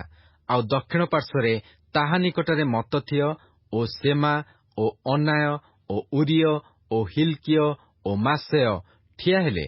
ପୁଣି ତାହାର ବାମ ପାର୍ଶ୍ୱରେ ପଦାୟ ଓ ମିସାଏଲ୍ ଓ ମଲ୍କିୟ ଓ ହସୁମ୍ ଓ ହସବାଦାନା, ଜିଖରିୟ ଓ ମସୁଲମ୍ ଠିଆ ହେଲେ। ଏଉତରେ ଏଜ୍ରା ସମସ୍ତ ଲୋକଙ୍କ ଦୃଷ୍ଟିରେ ସେହି ପୁସ୍ତକ ଫିଟାଇଲା, କାରଣ ସେ ସମସ୍ତ ଲୋକଙ୍କ ଊର୍ଦ୍ଧ୍ୱରେ ଠିଆ ହୋଇଥିଲା। ପୁଣି ସେ ପୁସ୍ତକ ଫିଟାନ୍ତେ ସମସ୍ତ ଲୋକ ଠିଆ ହେଲେ। ତହୁଁ ଏଜ୍ରା ମହାନ୍ ପରମେଶ୍ୱର ସଦାପ୍ରଭୁଙ୍କର ଧନ୍ୟବାଦ କଲା। ପୁଣି ସମସ୍ତ ଲୋକ ଆପଣା ଆପଣା ହସ୍ତ ଉଠାଇ ଆମେନ୍ ଆମେନ୍ ବୋଲି ଉତ୍ତର କଲେ। ଆଉ ସେମାନେ ଆପଣା ଆପଣା ମସ୍ତକ ନତ କରି ସଦାପ୍ରଭୁଙ୍କୁ ଭୂମିଷ୍ଠ ପ୍ରଣାମ କଲେ। ଆହୁରି ଜେସୁୟ ଓ ବାନି ଓ ସେରେବିୟ, ଜାମିନ୍, ଅକ୍କବ, ସଦଥିୟ, ହୋଦିୟ, ମାସେୟ, କଲିଟ୍, ଅସରିୟ, ଯୋସାବଦ୍, ହାନନ୍, ପଲାୟ ଓ ଲେବୀୟମାନେ ଲୋକମାନଙ୍କୁ ବ୍ୟବସ୍ଥା ବୁଝାଇ ଦେଲେ। ଆଉ ଲୋକମାନେ ଆପଣା ଆପଣା ସ୍ଥାନରେ ଠିଆ ହୋଇ ରହିଲେ। ପୁଣି ସେମାନେ ସ୍ପଷ୍ଟ ରୂପେ ପରମେଶ୍ୱରଙ୍କ ବ୍ୟବସ୍ଥା ପୁସ୍ତକରୁ ପାଠ କଲେ ଓ ସେମାନେ ତହିଁର ଭାବ ବୁଝାଇଦେଲେ। ତହୁଁ ଲୋକମାନେ ପଠନ ବୁଝିଲେ। ପୁଣି ଶାସନକର୍ତ୍ତା ନିହିମିୟା ଓ ଅଧ୍ୟାପକ ଏଜ୍ରା ଯାଜକ ଓ ଲୋକମାନଙ୍କର ଶିକ୍ଷକ ଲେବୀୟମାନେ ସମସ୍ତ ଲୋକଙ୍କୁ କହିଲେ, ଆଜ ଦିନ ସଦାପ୍ରଭୁ ତୁମମାନଙ୍କ ପରମେଶ୍ୱରଙ୍କ ଉଦ୍ଦେଶ୍ୟରେ ପବିତ୍ର ଅଟେ। ଶୋକ ନ କର କି ରୋଦନ ନ କର, କାରଣ ବ୍ୟବସ୍ଥାର ବାକ୍ୟ ଶ୍ରବଣ କରନ୍ତେ ସମସ୍ତ ଲୋକ ରୋଦନ କଲେ। ଆଉ ସେ ସେମାନଙ୍କୁ କହିଲା, ଆପଣା ଆପଣା ପଥରେ ଯାଅ, ଚିକ୍କଣ ଦ୍ରବ୍ୟ ଭୋଜନ କର ଓ ସୁମିଷ୍ଟ ଦ୍ରବ୍ୟ ପାନ କର, ଓ ଯାହା ନିମନ୍ତେ କିଛି ପ୍ରସ୍ତୁତ ହୋଇନାହିଁ ତାହା ନିକଟକୁ ଅଂଶ ପଠାଅ, କାରଣ ଆଜି ଦିନ ଆମ୍ଭମାନଙ୍କ ପ୍ରଭୁଙ୍କ ଉଦ୍ଦେଶ୍ୟରେ ପବିତ୍ର ଅଟେ। ତୁମେମାନେ ଦୁଃଖିତ ନ ହୁଅ, ଯେଣୁ ସଦାପ୍ରଭୁ ବିଷୟକ ଆନନ୍ଦ ତୁମମାନଙ୍କର ବଳ ଅଟେ। ଏହି ରୂପେ ଲେବୀୟମାନେ ସମସ୍ତ ଲୋକଙ୍କୁ ତୁନି କରାଇ କହିଲେ, ନୀରବ ହୁଅ, ଆଜି ପବିତ୍ର ଦିନ, ତୁମ୍ଭେମାନେ ଦୁଃଖିତ ନ ହୁଅ। ଏଉତାରେ ଲୋକମାନେ ଆପଣମାନଙ୍କ ନିକଟରେ ପ୍ରକାଶିତ ବାକ୍ୟ ସବୁ ବୁଝିବାରୁ ସେ ସମସ୍ତେ ଭୋଜନପାନ କରିବାକୁ ଓ ଅଂଶ ପଠାଇବାକୁ ଓ ଅତିଶୟ ଆନନ୍ଦ କରିବାକୁ ଆପଣା ଆପଣା ପଥରେ ଗମନ କଲେ। ପୁଣି ଦ୍ୱିତୀୟ ଦିନ ସମଗ୍ର ଲୋକଙ୍କର ପିତୃବଂଶୀୟ ପ୍ରଧାନ ବର୍ଗ, ଯାଜକମାନେ ଓ ଲେବୀୟମାନେ ବ୍ୟବସ୍ଥାର ବାକ୍ୟ ବିବେଚନା କରିବା ନିମନ୍ତେ ଏଜ୍ରା ଅଧ୍ୟାପକ ନିକଟରେ ଏକତ୍ରିତ ହେଲେ। ସେମାନେ ମୋଶାଙ୍କ ଦ୍ୱାରା ଦତ୍ତ ସଦାପ୍ରଭୁଙ୍କର ଏହି ଆଜ୍ଞା ବ୍ୟବସ୍ଥାରେ ଲେଖାଥିବାର ଦେଖିଲେ ଯେ, ସପ୍ତମ ମାସର ପର୍ବ ସମୟରେ ଇସ୍ରାଏଲ୍ ସନ୍ତାନଗଣ ପତ୍ର କୁଟୀରରେ ବାସ କରିବେ। ପୁଣି ସେମାନେ ଆପଣାମାନଙ୍କ ସମସ୍ତ ନଗରରେ ଓ ଜେରୁସାଲେମରେ ଏହି କଥା ଘୋଷଣା ଓ ପ୍ରଚାର କରିବେ, ଯଥା ତୁମ୍ଭେମାନେ ଲିଖନାନୁସାରେ ପତ୍ର କୁଟୀର ନିର୍ମାଣ କରିବା ପାଇଁ ପର୍ବତକୁ ଯାଇ ଜିତ ଶାଖା ଓ ବନ୍ୟ ଜିତ ଶାଖା ଓ ମେହେନ୍ଦୀ ଶାଖା ଓ ଖର୍ଜୁର ଶାଖା ଓ ଗହଳିଆ ବୃକ୍ଷର ଶାଖା ଆଣ। ତହିଁରେ ଲୋକମାନେ ବାହାରକୁ ଯାଇ ତାହା ସବୁ ଆଣି ଆପଣା ପାଇଁ ପତ୍ର କୁଟୀର ନିର୍ମାଣ କଲେ। ପ୍ରତ୍ୟେକ ଆପଣା ଆପଣା ଗୃହର ଛାତ ଉପରେ ଓ ପ୍ରାଙ୍ଗଣରେ ଓ ପରମେଶ୍ୱରଙ୍କ ଗୃହର ସକଳ ପ୍ରାଙ୍ଗଣରେ ଓ ଜଳଦ୍ୱାରର ଛକରେ ଓ ଇଫ୍ରାଇମ୍ ଦ୍ୱାରର ଛକରେ ନିର୍ମାଣ କଲେ। ପୁଣି ବନ୍ଦିତ୍ୱରୁ ଫେରିଆସିଥିବା ଲୋକଙ୍କର ସମସ୍ତ ସମାଜ ପତ୍ର କୁଟୀର ନିର୍ମାଣ କରି ତହିଁ ମଧ୍ୟରେ ବାସ କଲେ। ନୁନର ପୁତ୍ର ଜେସୁୟର ସମୟଠାରୁ ସେହି ଦିନ ପର୍ଯ୍ୟନ୍ତ ଇସ୍ରାଏଲ୍ ସନ୍ତାନଗଣ ସେପରି କରିନଥିଲେ। ଏଣୁ ଅତି ବଡ଼ ଆନନ୍ଦ ହେଲା। ଆହୁରି ସେ ପ୍ରଥମ ଦିନଠାରୁ ଶେଷ ଦିନ ପର୍ଯ୍ୟନ୍ତ ପ୍ରତିଦିନ ପରମେଶ୍ୱରଙ୍କ ବ୍ୟବସ୍ଥା ପୁସ୍ତକରୁ ପାଠ କଲା।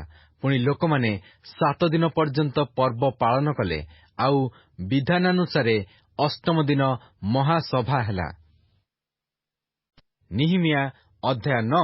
ସେହି ମାସର ଚତୁର୍ବିଂଶ ଦିନରେ ଇସ୍ରାଏଲ୍ ସନ୍ତାନଗଣ ଉପବାସ କରି ଅଖା ପିନ୍ଧି ଓ ଆପଣା ଆପଣା ଉପରେ ମାଟି ଦେଇ ଏକତ୍ରିତ ହେଲେ।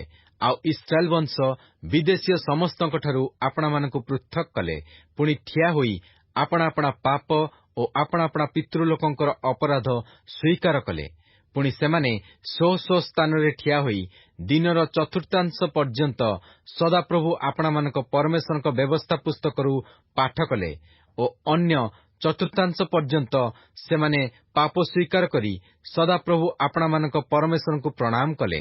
ଆଉ ଜେସୁୟ ଓ ବାନି, କଦ୍ମିଏଲ, ସବନୀୟ, ବୁନି, ସେରେବିୟ, ବାନି ଓ କନାନୀ ଲେବୀୟମାନଙ୍କ ପାବଛରେ ଠିଆ ହୋଇ ସଦାପ୍ରଭୁ ଆପଣମାନଙ୍କ ପରମେଶ୍ୱରଙ୍କ ନିକଟରେ ଉଚ୍ଚୈଶ୍ୱରରେ କ୍ରନ୍ଦନ କଲେ। ଜେସୁୟ ଓ କଦ୍ମିଏଲ, ବାନି, ହସବନୀୟ, ସେରେବିୟ, ହୋଦିୟ, ସବନୀୟ ଓ ପଥାହିୟ ଏହି ଲେବୀୟମାନେ କହିଲେ, ଉଠ, ଅନାଦି କାଳରୁ ଅନନ୍ତ କାଳ ସ୍ଥାୟୀ ସଦାପ୍ରଭୁ ତୁମମାନଙ୍କ ପରମେଶ୍ୱରଙ୍କର ଧନ୍ୟବାଦ କର। ପୁଣି ସକଳ ଧନ୍ୟବାଦ ଓ ପ୍ରଶଂସାରୁ ଉନ୍ନତ ତୁମ୍ଭ ପ୍ରତାପାନ୍ୱିତ ନାମ ଧନ୍ୟ ହେଉ। କେବଳ ତୁମ୍ଭେ ହିଁ ସଦାପ୍ରଭୁ ଅଟ। ତୁମ୍ଭେ ସ୍ୱର୍ଗ, ସ୍ୱର୍ଗର ସ୍ୱର୍ଗ ଓ ତହିଁର ସମଗ୍ର ବାହିନୀ, ପୃଥିବୀ ଓ ତନ୍ମଧ୍ୟସ୍ଥ ସମସ୍ତ ବସ୍ତୁ, ସମୁଦ୍ର ଓ ତନ୍ମଧ୍ୟସ୍ଥ ସକଳ ବସ୍ତୁ ନିର୍ମାଣ କରିଅଛ ଓ ତୁମ୍ଭେ ସେ ସବୁର ସ୍ଥିତି କରୁଅଛ ଓ ସ୍ୱର୍ଗୀୟ ବାହିନୀ ତୁମ୍ଭକୁ ପ୍ରଣାମ କରନ୍ତି। ତୁମ୍ଭେ ହିଁ ସଦାପ୍ରଭୁ ପରମେଶ୍ୱର ଅଟ। ତୁମ୍ଭେ ଅବ୍ରାହ୍ମକୁ ମନୋନୀତ କଲ ଓ କଲଦୀୟମାନଙ୍କୁ ଉର୍ ଦେଶରୁ ତାହାକୁ ବାହାର କରି ଆଣି ଅବ୍ରାହ୍ମ ନାମ ଦେଲ। ତୁମ୍ଭେ ଆପଣା ସାକ୍ଷାତରେ ତାହାର ଅନ୍ତଃକରଣ ବିଶ୍ୱସ୍ତ ଦେଖିଲ। ପୁଣି କିଣାନୀୟ, ହିତୀୟ, ଇମୋରୀୟ ଓ ପରିସୀୟ ଓ ଜିବୁସୀୟ ଓ ଗିର୍ଗାସୀୟ ଲୋକମାନଙ୍କ ଦେଶ ଦେବାକୁ ଅର୍ଥାତ୍ ତାହାର ବଂଶକୁ ଦେବାପାଇଁ ତାହା ସଙ୍ଗେ ନିୟମ କଲ। ପୁଣି ଆପଣା ବାକ୍ୟ ସଫଳ କରିଅଛ, କାରଣ ତୁମ୍ଭେ ଧର୍ମମୟ। ଅନନ୍ତର ତୁମ୍ଭେ ମିଶ୍ର ଦେଶରେ ଆମ୍ଭ ପିତୃପୁରୁଷଗଣର କ୍ଲେଶ ଦେଖିଲ ଓ ସୁଫସାଗର ନିକଟରେ ସେମାନଙ୍କର କ୍ରନ୍ଦନ ଶୁଣିଲ। ପୁଣି ଫାରୋ ଓ ତାହାର ସମସ୍ତ ଦାସ ଓ ତାହାର ଦେଶସ୍ଥ ସମୁଦାୟ ଲୋକଙ୍କ ପ୍ରତି ନାନା ଚିହ୍ନ ଓ ଆଶ୍ଚର୍ଯ୍ୟକର୍ମ ପ୍ରକାଶ କଲ, କାରଣ ମିଶ୍ରୀୟମାନେ ସେମାନଙ୍କ ବିରୁଦ୍ଧରେ ଗର୍ବାଚରଣ କରିବାର ତୁମ୍ଭେ ଜାଣିଲ। ଏଣୁ ତୁମ୍ଭେ ଆଜିର ନ୍ୟାୟ ଆପଣା ନାମ ପ୍ରସିଦ୍ଧ କରିଅଛ। पुणी तुम्भे सेमानक साक्षातरे समुद्रକୁ विभाग कल, तहु सेमाने शुष्क भूमि देई जीवा परी समुद्र मध्यरे गमन कले। मात्र गभीर जलरे प्रस्तर तुल्य तुम्भे सेमानक पछे गोड़ाइबा लोकमानकु अगाध समुद्ରରେ निक्षेप कल। आहुरी तुम्भे दिवसरे मेघस्तंभ द्वारा और रात्रिरे सेमानक गंतव्य पथरे दीप्ति देवा निमंते अग्निस्तंभ द्वारा सेमानकु गमन कराइल। मध्य तुम्भे सिन्हा पर्वतकु ओह्लाई आसी स्वर्गरु सेमानक संगे कथबार्ता कल और सेमानकु यथार्थ शासन और सत्य व्यवस्था, उत्तम विधि और आज्ञा प्रदान कल। आउ सेमानकु आपणार पवित्र विश्राम दिन ज्ञात कराइल और आपणा दास मूसाଙ୍କ हस्तरे सेमानकु आज्ञा और विधि व्यवस्था आदेश कल। पुणी सेमानक क्षुधा निवारणार्थे सेमानकु स्वर्गरु भक्ष्य देल और सेमानक तृषा निवारणार्थे शैलरु जल निर्गत कल। आउ तुम्भे सेमानकु जेउ देश देवापाई हस्त उठाइथिल सेही देश अधिकारार्थे तही मध्यरे प्रवेश करियाकु आज्ञा कल। मात्र सेमाने ओ आम्भମାନଙ୍କ पूर्वपुरुष माने गर्वाचरण कले और आपणा आपणा ग्रीवा शक्त कले और तुम्भ आज्ञारे कर्णपात कले नहीं, आउ पाळिबाकु असमत हेले। किएबा तुम्भे सेमानक मध्यरे जेउ आश्चर्य कर्म करिथिल ताहा स्मरणरे रखिल नहीं, मात्र आपणा आपणा ग्रीवा शक्त कले और दासत्वावस्थाकु फेरीजिबा निमंते विद्रोह भावरे जनकु प्रधान करी नियुक्त कले। तथापि तुम्भे क्षमा करियाकु उद्यत, कृपामय और स्नेहशील, क्रोधरे धीर और दयारे परिपूर्ण परमेश्वर अट। एणु सेमानकु परित्याग कल नहीं। हाँ, जेतेबेले सेमाने छांचरे ढला एक गोबोश्च निर्माण कले और जेउ देवता तुम्भकु मिस्र देशरु बाहर करी आनिले से एहा कही महाविरक्तिजनक कार्य कले, सेतेबेले तुम्भे आपणा बहुविध दयारे सेमानकु प्रांतरे परित्याग कल नहीं। पथ कढ़ाइबा निमंते दिवसरे मेघस्तंभ, केवा सेमानकु आलुओ और गंतव्य पथ देखाइबा निमंते रात्रिरे अग्निस्तंभ सेमानक आगरु प्रस्थान कला नहीं। आहुरी तुम्भे सेमानकु शिक्षा देवा पई आपणार मंगलमय आत्मा प्रदान कल और सेमानक मुखरु आपणा माना अटकाइल नहीं और सेमानक तृषा निवारणार्थे सेमानकु जल देल। तुम्भे 40 वर्ष पर्यंत प्रांतरे सेमानकु प्रतिपालन कल। सेमानकर किछि अभाव हेला नहीं, सेमानकर वस्त्र जीर्ण हेला नहीं और सेमानक पाद फुलिला नहीं। आहुरी तुम्भे सेमानकु नाना राज्य और गोष्ठी देल और ताहा सेमानक बांट अनुसारे निरूपण कल। तहु सेमाने सिहोन देश अर्थात हिसबोन राजार देश और बासन ओग राजार देश अधिकार कले। आहुरी तुम्भे सेमानक संतानगणकु आकाशर नक्षत्रगण तुल्य बहु संख्यक कल और जेउ देश सेमाने अधिकार करियाकु जीवे बोली तुम्भे सेमानक पितृगणकु कहिथिल सेही देशकु सेमानकु आनिल। एही रूपे सेही संतानगण देशरे प्रवेश करी अधिकार कले। आउ तुम्भे सेमानक सम्मुखरे सेही देशवासी किणानिय मानंकु परास्त कल और सेमाने जेपरी आपणा इच्छा मत व्यवहार करिवे एथिपई सेमानकु और सेमानक राजगणकु और देशस्थ नाना गोष्ठी की सेमानक हस्तरे समर्पण कल। तहिरे सेमाने प्राचीर बेष्टित नगर सकल और उर्वरा भूमि नेले, सर्व प्रकार उत्तम द्रव्य परिपूर्ण गृह, खोदित कूप, द्राक्षा क्षेत्र और जित क्षेत्र और प्रचुर फल वृक्ष अधिकार कले। तहु सेमाने भोजन करी तृप्त और पुष्ट हेले और तुम्भर महामंगल दानरे आनंद कले। तथापि सेमाने अनाज्ञाबह हेले और तुम्भ विरुद्धरे द्रोहाचरण कले और तुम्भ व्यवस्था आपणा पछकु पकाइले। आउ तुम्भर जेउ भविष्यत वक्ता माने सेमानकु तुम्भ प्रति पुनर्बार फेराइबा पई सेमानक विपक्षरे साक्ष्य देले, सेमानकु बध कले और महाविरक्तिजनक कार्य कले। एहेतु तुम्भे सेमानकु विपक्ष गण हस्तरे समर्पण करन्ते सेमाने सेमानकु क्लेश देले। मात्र क्लेश समय सेमाने तुम्भ निकटरे क्रंदन करन्ते तुम्भे स्वर्गरु ताहा शुणिल। आउ आपणार बहुविध दयानुसारे सेमानकु उद्धार कर्तृगण देल। सेमाने विपक्ष गण हस्तरु सेमानकु उद्धार कले। मात्र सेमाने विश्राम पाइला उतारे पुनर्बार तुम्भ दृष्टिरे कुकर्म कले। एहेतु तुम्भे सेमानकु शत्रुगण हस्तरे समर्पण करन्ते सेमाने सेमानक उपरे कर्तृत्व कले। तथापि जेतेबेले सेमाने फेरी तुम्भ निकटरे क्रंदन कले सेतेबेले तुम्भे स्वर्गरु ताहा शुणिल। आउ अनेक थर ତୁମ୍ଭେ ଆପଣା ଦୟାନୁସାରେ ସେମାନଙ୍କୁ ଉଦ୍ଧାର କଲ। ପୁଣି ସେମାନଙ୍କୁ ପୁନର୍ବାର ଆପଣା ବ୍ୟବସ୍ଥା ରୂପ ମାର୍ଗକୁ ଆଣିବା ନିମନ୍ତେ ସେମାନଙ୍କ ପ୍ରତିକୂଳରେ ସାକ୍ଷ୍ୟ ଦେଲ। ତଥାପି ସେମାନେ ଗର୍ବାଚରଣ କଲେ ଓ ତୁମ୍ଭ ଆଜ୍ଞାରେ କର୍ଣ୍ଣପାତ କଲେ ନାହିଁ। ମାତ୍ର ଯାହା ପାଳିଲେ ମନୁଷ୍ୟ ବଞ୍ଚିବ, ତୁମ୍ଭର ସେହି ଶାସନ ବିରୁଦ୍ଧରେ ପାପ କଲେ। ପୁଣି ସ୍କନ୍ଧ ଘୁଞ୍ଚାଇ ନେଲେ ଓ ଆପଣା ଆପଣା ଗ୍ରୀବା ଶକ୍ତ କଲେ ଓ ଶୁଣିବାକୁ ଅସମତ ହେଲେ। ତଥାପି ବହୁ ବର୍ଷ ପର୍ଯ୍ୟନ୍ତ ତୁମ୍ଭେ ସେମାନଙ୍କ କଥା ସହ୍ୟ କଲ ଓ ଆପଣା ଆତ୍ମା ଦ୍ୱାରା ଆପଣା ଭବିଷ୍ୟତ ବକ୍ତାଗଣ ଦେଇ ସେମାନଙ୍କ ବିରୁଦ୍ଧରେ ସାକ୍ଷ୍ୟ ଦେଲ। ମାତ୍ର ସେମାନେ କର୍ଣ୍ଣପାତ କରିବାକୁ ସମ୍ମତ ହେଲେ ନାହିଁ। ଏହେତୁ ତୁମ୍ଭେ ସେମାନଙ୍କୁ ଅନ୍ୟ ଦେଶୀ ଗୋଷ୍ଠୀମାନଙ୍କ ହସ୍ତରେ ସମର୍ପଣ କଲ। ତଥାପି ତୁମ୍ଭେ ଆପଣା ବହୁବିଧ ଦୟାରେ ସେମାନଙ୍କୁ ନିଃଶେଷ କଲ ନାହିଁ, ଅବା ସେମାନଙ୍କୁ ପରିତ୍ୟାଗ କଲ ନାହିଁ, କାରଣ ତୁମ୍ଭେ କୃପାମୟ ଓ ଦୟାଳୁ ପରମେଶ୍ୱର ଅଟ। ଏହେତୁ ହେ ଆମ୍ଭମାନଙ୍କ ପରମେଶ୍ୱର, ମହାନ ପରାକ୍ରାନ୍ତ ଓ ଭୟଙ୍କର ପରମେଶ୍ୱର, ତୁମ୍ଭେ ନିୟମ ଓ ଦୟା ପାଳନ କରିଥାଅ। ଅସୁରୀୟ ରାଜଗଣର ସମୟଠାରୁ ଆଜି ପର୍ଯ୍ୟନ୍ତ ଆମ୍ଭମାନଙ୍କ ଉପରେ, ଆମ୍ଭମାନଙ୍କ ରାଜଗଣ ଉପରେ, ଆମ୍ଭମାନଙ୍କ ଅଧିପତିଗଣ ଉପରେ ଓ ଆମ୍ଭମାନଙ୍କ ଯାଜକଗଣ ଉପରେ ଓ ଆମ୍ଭମାନଙ୍କ ଭବିଷ୍ୟତ ବକ୍ତାଗଣ ଉପରେ ଓ ଆମ୍ଭମାନଙ୍କ ପିତୃଗଣ ଉପରେ ଓ ତୁମ୍ଭର ସମସ୍ତ ଲୋକଙ୍କ ଉପରେ ଯେ ଯେ କ୍ଲେଶ ଘଟିଅଛି, ତାହା ସବୁ ତୁମ୍ଭ ଦୃଷ୍ଟିରେ କ୍ଷୁଦ୍ର ଦେଖା ନ ଯାଉ।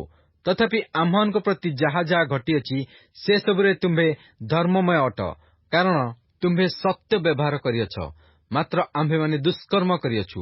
ପୁଣି ଆମ୍ଭମାନଙ୍କ ରାଜଗଣ, ଆମ୍ଭମାନଙ୍କ ଅଧିପତିଗଣ, ଆମ୍ଭମାନଙ୍କ ଯାଜକଗଣ ଅବା ଆମ୍ଭମାନଙ୍କ ପିତୃଗଣ ତୁମ୍ଭ ବ୍ୟବସ୍ଥା ପାଳନ କରିନାହାନ୍ତି କି ଅବା ତୁମ୍ଭେ ଆପଣାର ଯେଉଁ ଆଜ୍ଞା ଓ ସାକ୍ଷ୍ୟ ଦ୍ୱାରା ସେମାନଙ୍କ ପ୍ରତିକୂଳରେ ସାକ୍ଷ୍ୟ ଦେଲ, ତହିଁରେ କର୍ଣ୍ଣପାତ କରିନାହାନ୍ତି।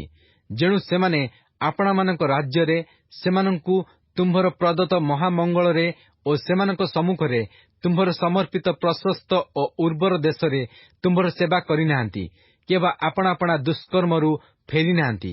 ଦେଖ, ଆଜି ଆମ୍ଭେମାନେ ଦାସ ହୋଇଅଛୁ। ପୁଣି ତୁମ୍ଭେ ଆମ୍ଭମାନଙ୍କ ପିତୃପୁରୁଷଗଣକୁ ଯେଉଁ ଦେଶର ଫଳ ଓ ଉତ୍ତମ ଦ୍ରବ୍ୟ ଭୋଗ କରିବାକୁ ଦେଇଥିଲ, ଦେଖ, ସେହି ଦେଶରେ ଆମ୍ଭେମାନେ ଦାସ ହୋଇଅଛୁ। ଆଉ ଆମ୍ଭମାନଙ୍କ ପାପ ହେତୁରୁ ତୁମ୍ଭେ ଯେଉଁ ରାଜଗଣକୁ ଆମ୍ଭମାନଙ୍କ ଉପରେ ସ୍ଥାପନ କରିଅଛ, ସେମାନଙ୍କ ପ୍ରତି ସେହି ଦେଶ ପ୍ରଚୁର ଫଳ ଉତ୍ପନ୍ନ କରୁଅଛି ମଧ୍ୟ। ଆମ୍ଭମାନଙ୍କ ଶରୀର ଉପରେ ଓ ଆମ୍ଭମାନଙ୍କ ପଶୁଗଣ ଉପରେ ସେମାନଙ୍କର ସ୍ୱଚ୍ଛାମତ କ୍ଷମତା ଅଛି।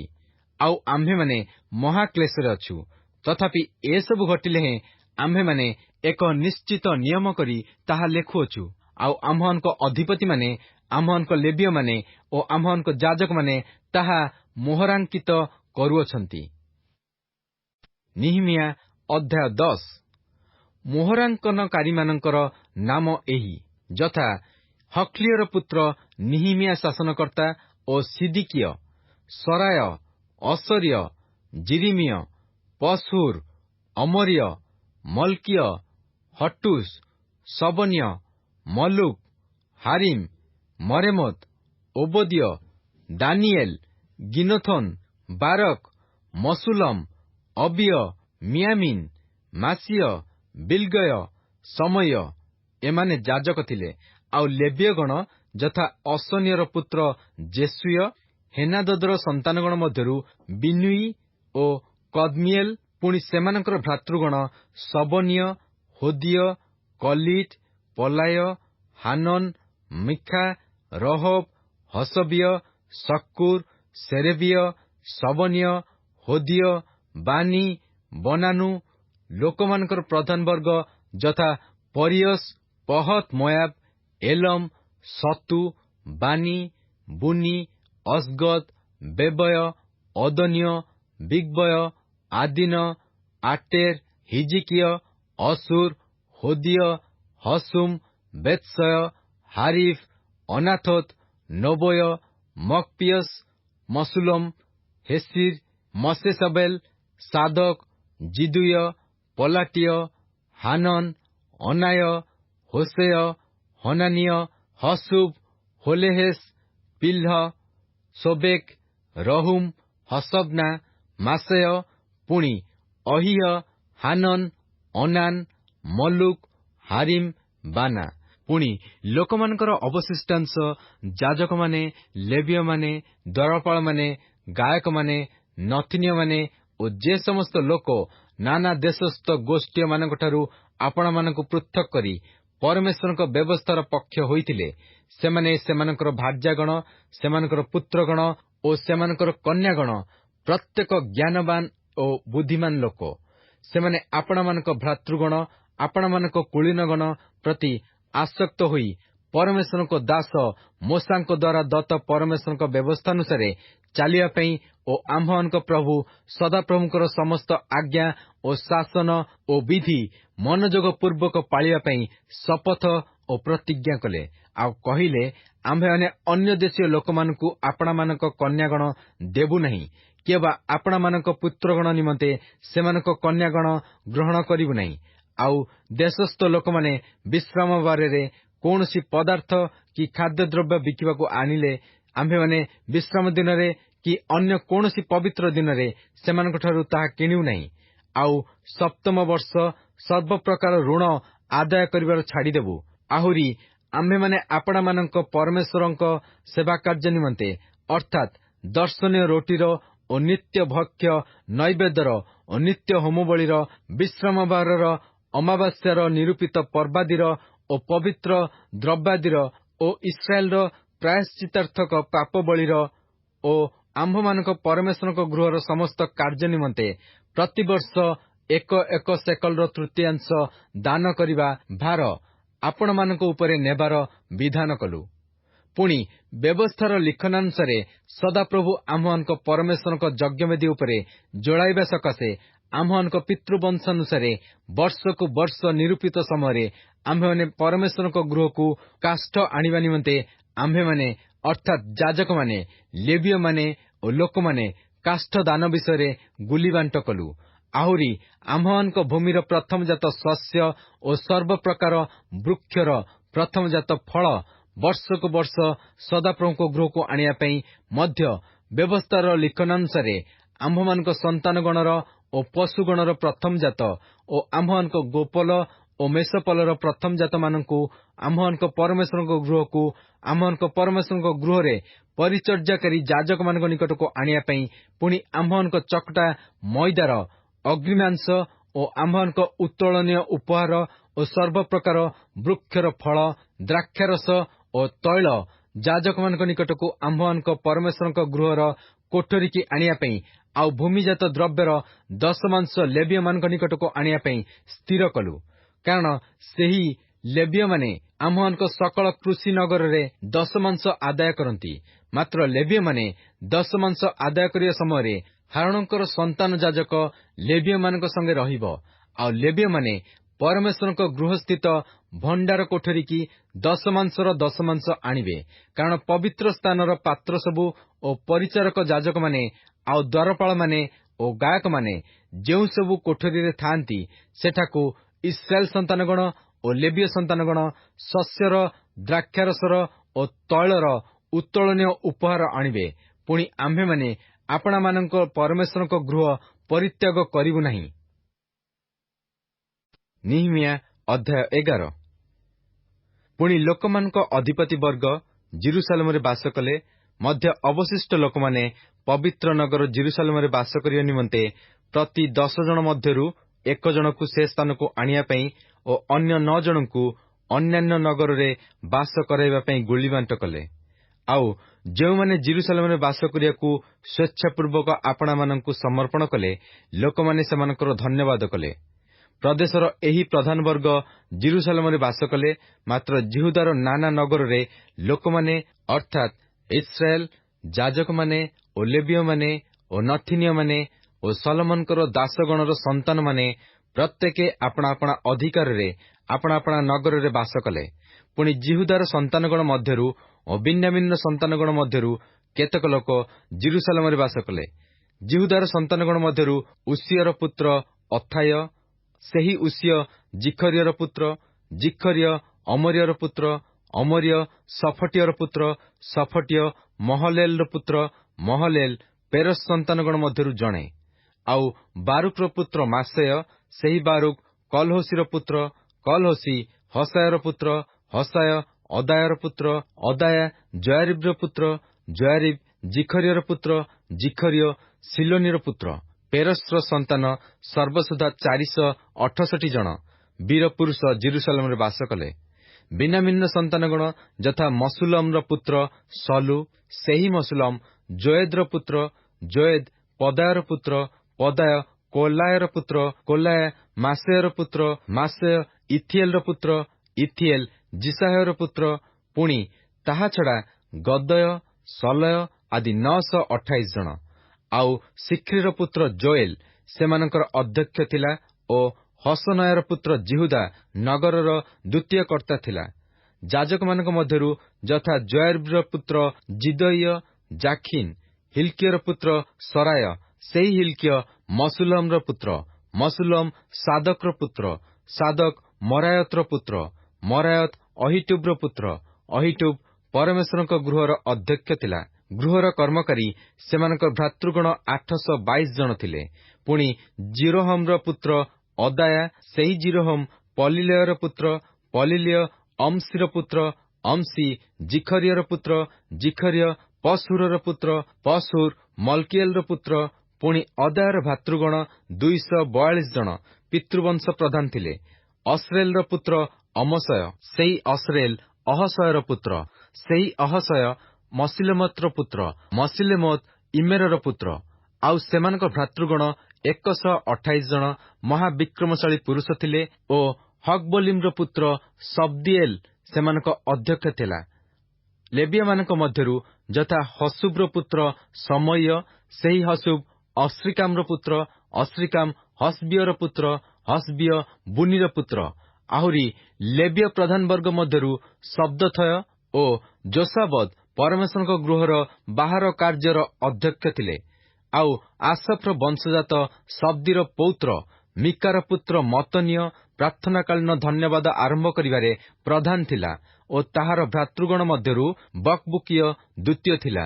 ପୁଣି ଜିଦୁଥୁନ ବଂଶଜାତ ଗାଲଲର ପୌତ୍ର ସମୁଏର ପୁତ୍ର ଅବ୍ଦ।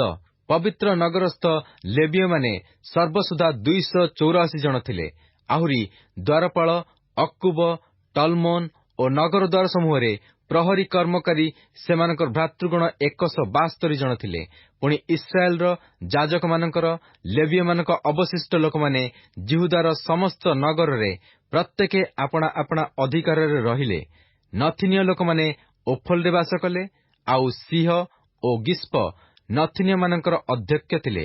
ଆସବ ବଂଶୀୟ ଗାୟକମାନଙ୍କ ମଧ୍ୟରୁ ମିକାର ବୃଦ୍ଧ ପ୍ରପୌତ୍ର, ମତନୀୟର ପ୍ରପୌତ୍ର, ହସବିୟର ପୌତ୍ର, ବାନିର ପୁତ୍ର ଉସି ଜେରୁସାଲେମରେ ଲେବୀୟମାନଙ୍କର ଅଧ୍ୟକ୍ଷ ଥିଲା। ସେ ମଧ୍ୟ ପରମେଶ୍ୱରଙ୍କ ଗୃହ କାର୍ଯ୍ୟର ତତ୍ତ୍ୱାବଧାନ କଲା, କାରଣ ସେମାନଙ୍କ ବିଷୟରେ ରାଜାଙ୍କର ଆଜ୍ଞା ଥିଲା ଓ ପ୍ରତିଦିନର ପ୍ରୟୋଜନ ଅନୁସାରେ ଗାୟକମାନଙ୍କୁ ନିରୂପିତ ପଡ଼ି ଦିଆଗଲା। ଆଉ ଜିହୁଦାର ପୁତ୍ର ସେରହର ବଂଶଜାତ ମସେସବେଲର ପୁତ୍ର ପଥାହିୟ ଲୋକମାନଙ୍କ ସମସ୍ତ କାର୍ଯ୍ୟ ବିଷୟରେ ରାଜାଙ୍କ ନିକଟରେ ଥିଲା।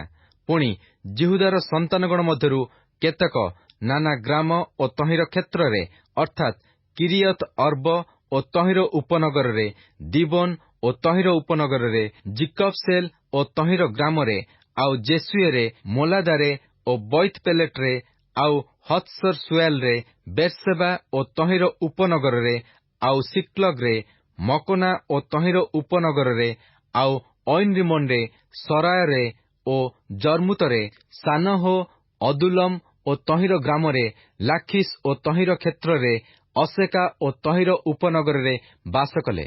ଏହି ରୂପେ ସେମାନେ ବେର୍ସେବାଠାରୁ ହିନମ ଉପତ୍ୟକା ପର୍ଯ୍ୟନ୍ତ ଛାଉଣି କଲେ। ବିନ୍ୟାମିନ ସନ୍ତାନଗଣ ମଧ୍ୟ ଗେବାଠାରୁ ଆଗକୁ ମିକ୍ମସ୍ ଓ ଅୟାରେ, ବୈଥେଲ ଓ ତହିଁର ଉପନଗରରେ, ଅନାଥୋତ, ନୋବୋ ଓ ଅନନିଆରେ, ହାତ୍ସୋର, ରାମା, ଗିତଇମରେ, ହାଦିଦ, ସବୋଇମ, ନବଲାଟରେ, ଲୋଦୋ ଓ ଓନୋ ଶିଳ୍ପକାରମାନଙ୍କ ଉପତ୍ୟକାରେ ବାସ କଲେ। ଆଉ ଜିହୁଦା ସମ୍ପର୍କୀୟ ନାନା ପାଳିଭୁକ୍ତ କେତେକ ଲେବୀୟ ଲୋକ ବିନ୍ୟାମିନ ସହିତ ସଂଯୁକ୍ତ ହେଲେ। ନିହମିୟା ଅଧ୍ୟାୟ 12। ଯେଉଁ ଯାଜକମାନେ ଓ ଲେବୀୟମାନେ ସଲଟିଏଲର ପୁତ୍ର ସରୁବାବିଲ ଓ ଜେସୁଅ ସଙ୍ଗେ ଆସିଥିଲେ, ସେମାନେ ଏହି ଯଥା ସରାୟ, ଜିରିମିୟ, ଏଜ୍ରା, ଅମରିୟ, ମଲ୍ଲୁକ, ହଟୁସ, ସଖନିୟ, ରହୁମ, ମରେମୋତ, ଇଦୋ, ଗିନଥୋୟ, ଅବିୟ, ମିୟାମିନ, ମୋଅଦିୟ, ବିଲଗା, ସମୟ ଓ ଜୟାରିବ୍, ଜିଦୟ, ସଲ, ଆମୋକ, ହିଲ୍କିୟ, ଜିଦୟ, ଏମାନେ ଜେସୁୟ ସମୟରେ ଯାଜକମାନଙ୍କ ଓ ଆପଣମାନଙ୍କ ଭ୍ରାତୃଗଣ ମଧ୍ୟରେ ପ୍ରଧାନ ଥିଲେ। ଆଉ ଲେବୀୟମାନେ ଯଥା ଜେସୁୟ, ବିନୁଇ, କଦ୍ମିଏଲ, ସେରେବିୟ, ଜିହୁଦା ଓ ମତନୀୟ। ଏହି ମତନୀୟ ଓ ତାହାର ଭ୍ରାତୃଗଣ ଧନ୍ୟବାଦ ସେବାର ଅଧ୍ୟକ୍ଷ ଥିଲେ।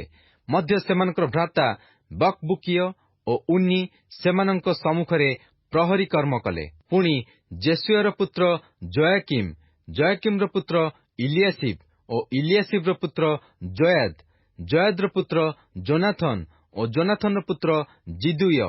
ପୁଣି ଜୟାକିମ୍ର ସମୟରେ ଏହି ଯାଜକମାନେ ପିତୃବଂଶ ପ୍ରଧାନ ଥିଲେ, ଯଥା ସରାୟ ବଂଶର ମରାୟ, ଜିରିମିୟ ବଂଶର ହନାନିୟ, ଏଜ୍ରା ବଂଶର ମସୁଲମ, ଅମରିୟ ବଂଶର ଜିହୋହାନନ, ମଲୁକି ବଂଶର ଜୋନାଥନ, ସବନୀୟ ବଂଶର ଯୋସେଫ, ହାରିମ୍ ବଂଶର ଅଦନ, ମରାୟତ ବଂଶର ହିଲ୍କିୟ, ଇଦୋ ବଂଶର ଜିଖରିୟ, ଗିନେଥୋନ ବଂଶର ମସୁଲମ, ଅବିୟ ବଂଶର ସିକ୍ରି, ମିନ୍ୟାମିନ୍ ବଂଶର ମୋଅଦୀୟ ବଂଶର ପିଲ୍ଟେୟ, ବିଲ୍ଗା ବଂଶର ସମୁୟ, ସମୟ ବଂଶର ଜିହୋନାଥନ, ଆଉ ଜୟାରିବ୍ ବଂଶର ମତନୟ, ଜିଦଦୀୟ ବଂଶର ଉସି, ସଲୟ ବଂଶର କଲୟ, ଆମୋକ ବଂଶର ଏବର, ହିଲ୍କିୟ ବଂଶର ହସବ୍ୟ, ଜିଦୟ ବଂଶର ନଥନେଲ, ଇଲିଆସିବ୍, ଜୟାଦ ଓ ଯୋହାନନ ଓ ଜିଦୁୟ ସମୟରେ ଲେବୀୟମାନେ ମଧ୍ୟ ପାରସିକ ଦାରିଆବସ୍ର ଅଧିକାର ସମୟରେ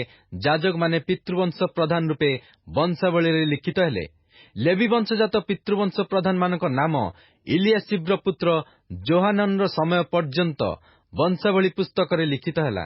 ଲେବୀୟମାନଙ୍କର ପ୍ରଧାନଗଣ ହସବିୟ, ସେରେବିୟ ଓ କଦ୍ମିଏଲର ପୁତ୍ର ଜେସୁୟ ଓ ସେମାନଙ୍କ ସମ୍ମୁଖସ୍ଥ ଭ୍ରାତୃଗଣ ପରମେଶ୍ୱରଙ୍କ ଲୋକ ଦାଉଦଙ୍କର ଆଜ୍ଞାନୁସାରେ ଦଳ ଦଳ ହୋଇ ପ୍ରଶଂସା ଓ ଧନ୍ୟବାଦ ଉତ୍ସର୍ଗ କରିବାକୁ ନିଯୁକ୍ତ ହେଲେ।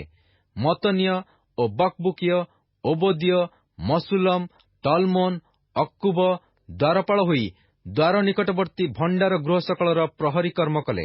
ଏମାନେ ଯୋସାଦାକର ପୌତ୍ର ଜେସୁୟର ପୁତ୍ର ଜୟାକିମ୍ ସମୟରେ, ଆଉ ଶାସନକର୍ତ୍ତା ନିହିମିୟା ଓ ଅଧ୍ୟାପକ ଏଜ୍ରା ଯାଜକର ସମୟରେ ଥିଲେ।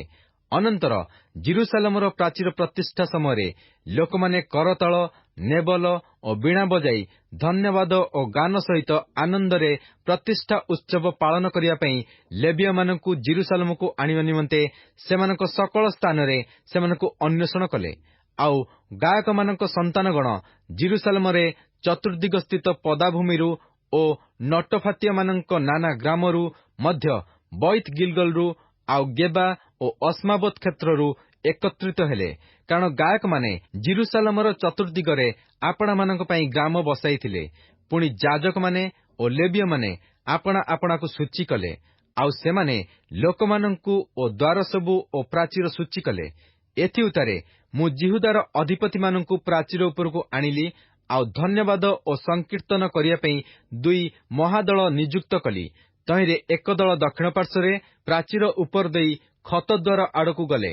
ପୁଣି ସେମାନଙ୍କ ପଛେ ହୋସୋଇୟ ଓ ଜିହୁଦାର ଅଧିପତି ବର୍ଗର ଅର୍ଦ୍ଧେକ, ଆଉ ଅସର୍ୟ, ଏଜ୍ରା ଓ ମସୁଲମ, ଜିହୁଦା ଓ ବିନ୍ୟାମିନ୍ ଓ ସମୟ ଓ ଜିରିମିୟ ଓ କେତେକ ଯାଜକ ସନ୍ତାନ ତୁରୀ ନେଇ ଗମନ କଲେ।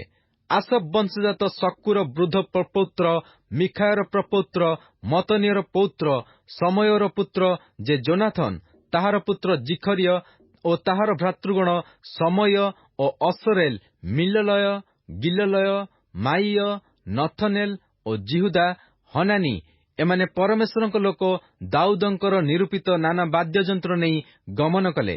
ଏଜ୍ରା ଅଧ୍ୟାପକ ସେମାନଙ୍କ ଆଗେ ଆଗେ ଚାଲିଲା।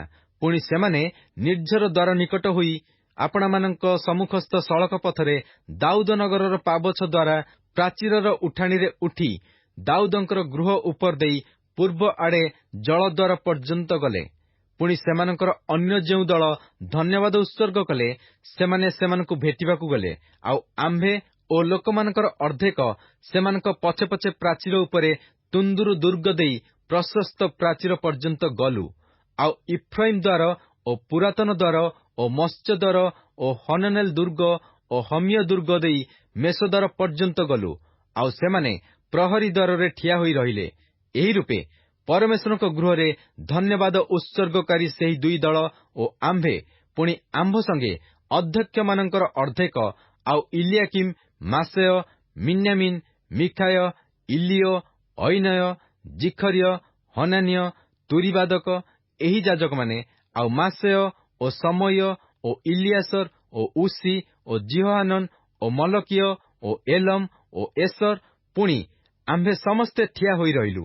ସେତେବେଳେ ଗାୟକମାନେ ଓ ସେମାନଙ୍କର ଅଧ୍ୟକ୍ଷ ଜିସ୍ରହୀୟ ଉଚ୍ଚୈଶ୍ୱରରେ ଗାନ କଲେ। ପୁଣି ସେହିଦିନ ଲୋକମାନେ ମହାବଳିଦାନ କରି ଆନନ୍ଦ କଲେ, କାରଣ ପରମେଶ୍ୱର ସେମାନଙ୍କୁ ମହାନନ୍ଦରେ ଆନନ୍ଦିତ କରିଥିଲେ। ଆଉ ସ୍ତ୍ରୀମାନେ ମଧ୍ୟ ଓ ବାଳକ ବାଳିକାଗଣ ଆନନ୍ଦ କଲେ। ତହିଁରେ ଜିରୁସାଲମର ଆନନ୍ଦ ଧ୍ୱନି ଅନେକ ଦୂର ପର୍ଯ୍ୟନ୍ତ ଶୁଣାଗଲା। ପୁଣି ସେହି ଦିନରେ ଧନ ଓ ଉତ୍ତୋଳନୀୟ ଉପହାର, ପ୍ରଥମଜାତ ଫଳ ଓ ଦଶମାଂଶ, ଯାଜକ ଓ ଲେବୀୟମାନଙ୍କ ନିମନ୍ତେ ନାନା ନଗରର କ୍ଷେତ୍ରାନୁସାରେ ବ୍ୟବସ୍ଥା ନିରୂପିତ ଅଂଶ ସଂଗ୍ରହ କରିବା ପାଇଁ କୋଠରୀ ସବୁରେ ଲୋକମାନେ ନିଯୁକ୍ତ ହେଲେ। କାରଣ ପରିଚର୍ଯ୍ୟାକାରୀ ଯାଜକ ଓ ଲେବୀୟମାନଙ୍କ ସକାଶୁ ଜିହୁଦା ଆନନ୍ଦିତ ହୋଇଥିଲା। ପୁଣି ସେମାନେ ଦାଉଦ ଓ ତାଙ୍କର ପୁତ୍ର ସଲୋମନଙ୍କର ଆଜ୍ଞାନୁସାରେ ଆପଣାମାନଙ୍କ ପରମେଶ୍ୱରଙ୍କ ରକ୍ଷଣୀୟ ଓ ଶୌଚର ରକ୍ଷଣୀୟ ରକ୍ଷା କଲେ। ଆଉ ଗାୟକମାନେ ଓ ଦ୍ୱାରପାଳମାନେ ସେହିପରି କଲେ। କାରଣ ପୂର୍ବକାଳେ ଦାଉଦ ଆସାଫଙ୍କ ସମୟରେ ଗାୟକମାନଙ୍କର ଜଣେ ପ୍ରଧାନ ଥିଲା ଓ ପରମେଶ୍ୱରଙ୍କ ଉଦ୍ଦେଶ୍ୟରେ ପ୍ରଶଂସା ଓ ଧନ୍ୟବାଦାର୍ଥକ ନାନା ଗୀତ ଥିଲା।